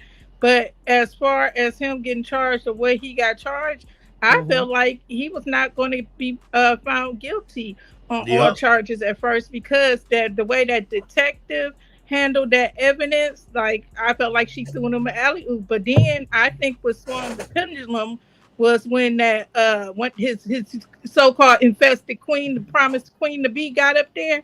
Um Mm-mm-mm. and she swung the pendulum when she lied about them acting with the Chris Rock slap because it didn't coordinate with the dates that were provided by the court. So I feel like if she didn't talk, Now I felt other like she people would. said. Other people said she was the reason why it took so long for them to deliberate. Like basically she got up there and said what she had to say, and you know what I'm saying, it kind of swayed the the jury a little bit, I guess. That's what I feel like heard it was muttered. that. I feel like it was that and that detective. I think they were already swayed. Every state, every court is going to be different. I understand law. I've spent most of the majority of my life dealing with being in and out of the system. So I understand every state has their own laws and everybody does things different. As I said, I Googled it, so I had to understand what Georgia's law is, and and so on and so forth. So I get that. But then I also went back and looked at some of the cases, and a lot of them came back and was acquitted. Yeah. I think, Mayor, I think that the reason why it all had, at the end of the day, do I believe that he had a fair trial? No, I don't believe that, and this is no slight to nobody. I don't think that he had a fair trial. I believe the way that the judge was acting, the way that she was, doing certain things, I already knew that she had formed an opinion about this man. She was the type of judge that went home and wasn't supposed to watch videos and watched his videos to see who this man was. And so she had already formed an opinion. I think the jury also had formed an opinion when some of those members came in and were like, we couldn't be released. We felt this way. And so I think that they were already swayed. I don't think that it was facts that they were swayed on. I think that it was emotions that they were swayed on. And so see, that's why he might win his appeal, because he definitely has action. And like, I don't think that that man should be in. Like I said, I know that people who unalive people who get less time than that. It was very weird to me that not only did he get a life sentence, and then the lady said, if you live and then you come back reincarnated, you still owe 10 years to the system. But everybody keeps saying that, but you have to go, like Queen Tanya said, each state is different on the way they sentence, on the way laws are passed, the way laws are made. They're but different. Why is murder less than but why would a murder charge be less than an 8 charge? That depends on the case. That depends on the state as well. You know what I mean? It don't make sense to me though, because like you would think that was the all in be all. You done murdered somebody, took somebody's life, but yet you have this man that supposedly raped. They don't even have enough evidence. And let me say this, Queen Tanya, you're right. He did suffer a lot of childhood traumas, but it was his defense lawyer that should have brought that up to, like, you know what I mean? You know what I mean? Like in that case, I felt like even his defense lawyer, when he said he wanted to fire his defense lawyer, I said I would have been fired him, because I don't think that he was working for him. Well, he should have just fired him and left him fired. Because I'm going to tell you the truth. I was at the defense lawyer. I said, F him too. After you try to fire me, Negro, and I got a case that I got to ice skate uphill with in the first place. And then you go But you did nothing. You did nothing for that man. You did nothing for him. And say this what could he do? Like, looking at his antics even in the courtroom, like what could that defense attorney honestly do to try to sway the public opinion? He could have pled his case different if they would have looked at him as a human being. Well, he was in the foster care system. These are some of the things that happened to him in that time. If they would have made his character look better, it would have helped. He did. But y'all are going back. Y'all can't have it double-edged sword, because you can't have them look at the facts and then want them to be swayed on their emotions that way, if you don't want them to be swayed by the victim's emotions. But that's what it was, though. So if we're doing an emotional trial, let's go. And let me tap in. You know what I'm saying? Like, right. And why didn't the Queen to be bring that up? She going so well. They ain't gonna let you in there, Miss Tanya. Okay, let me tap in here real quick, because I just want this to be totally understood. I'm not saying that what he did was right at all. I am a mother of 5. I have 16 grandchildren. Let's go. And one great granddaughter. Okay, and most of them are all girls. So no, I don't feel like what he was doing, how it was being done. But what I will say is this: I want everybody to look at the ages of those girls. You have a multiple amount of young females. We don't even know what type of lifestyle they had. Where were their parents at? Was anybody looking for them? Right, because they're very impressionable at that age. Very impressionable. They can't even go in the store and buy no liquor. No, I agree. 25. Now, I understand what y'all saying, but y'all you I'm not could saying, raise a but kid. I'm just seeing both sides. That's it. I'm just saying you could raise a kid because I have, like I said, I got 2 grown boys and I got my 3rd to be grown this year, so I get it. We could raise kids, we could teach them, we could guide them, and they're gonna do whatever it is that they want to do. Do what they want to do. I agree. They're gonna do what they want to do, and that is a true fact. And what I'm saying is this: I'm not condoning what he did, and I'm not saying that these young ladies were wrong. I just feel like their guidance, wherever they got it from before they got to him, maybe he prayed on it. He prayed on it. Guess what? He was on. You have a young man that was nice looking. He was a model. He was doing all this. Everybody's following that. Everybody's seeing the photos. Yeah, he's a nice looking man. Then he gets on here and he wants to tell his story and sell his soul and act like he was Jesus, and they win with it. Yeah, that's true.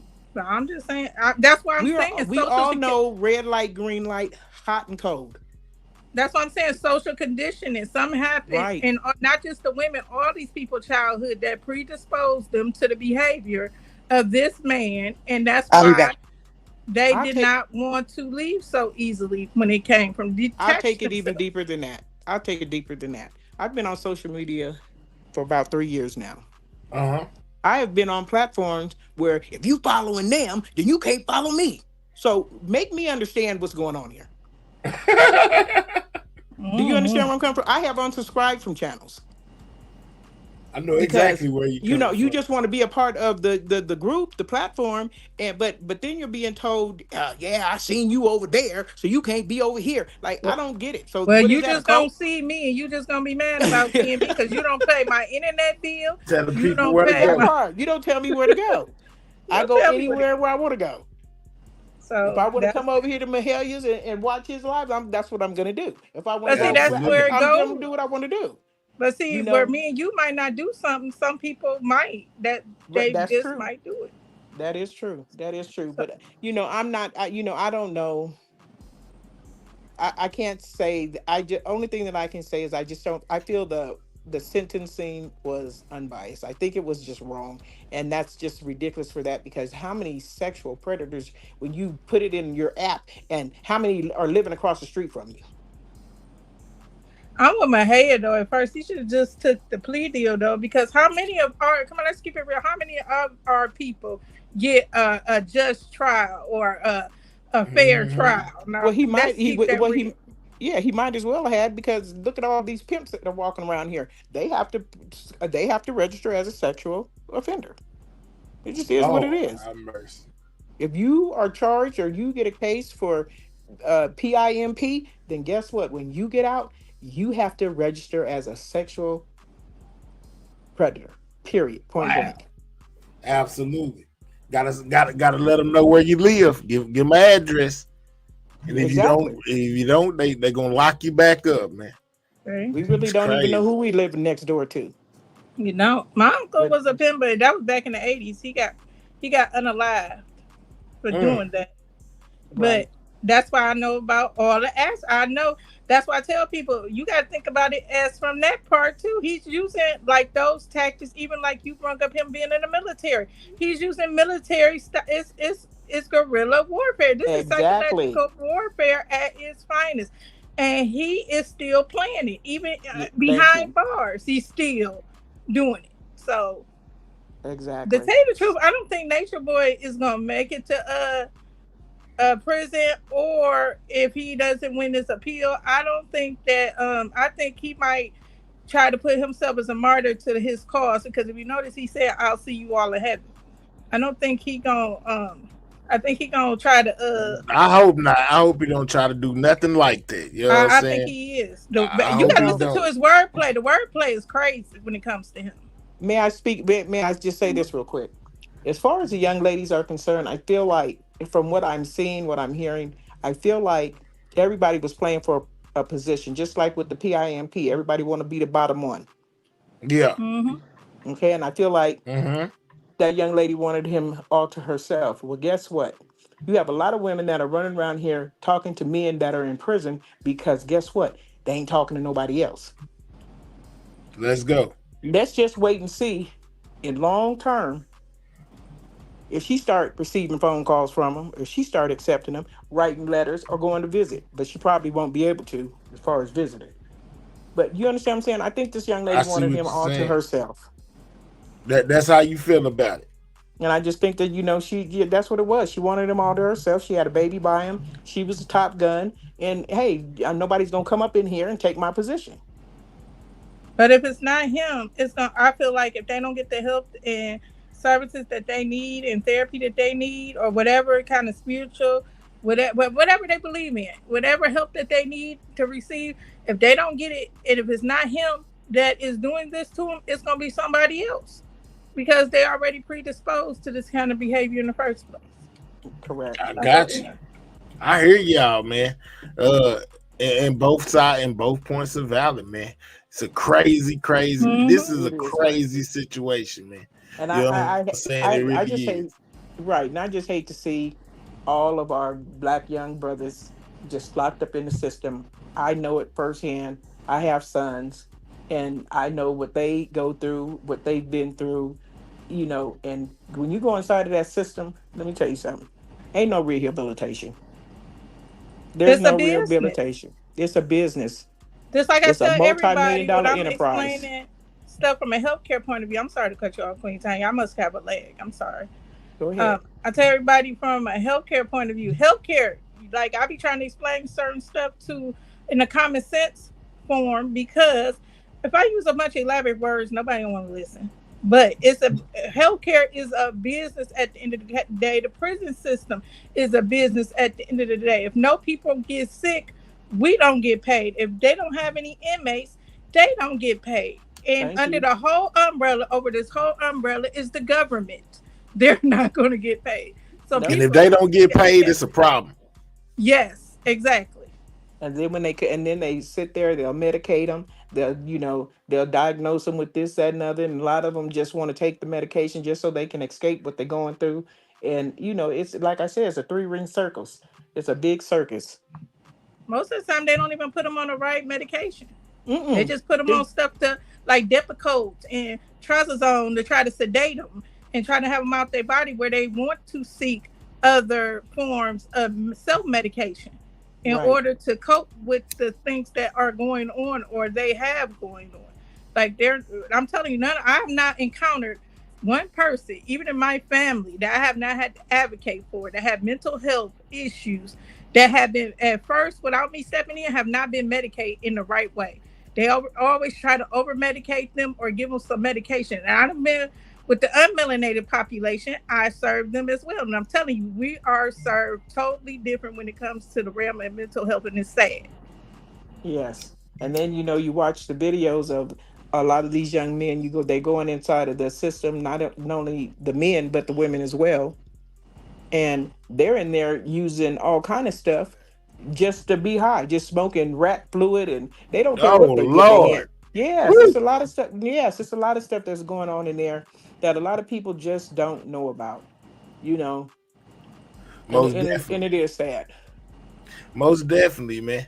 Well, I enjoyed the convo, man. We've been in here going on 3 hours. I think you need to go to sleep, my head. This is a good stopping point.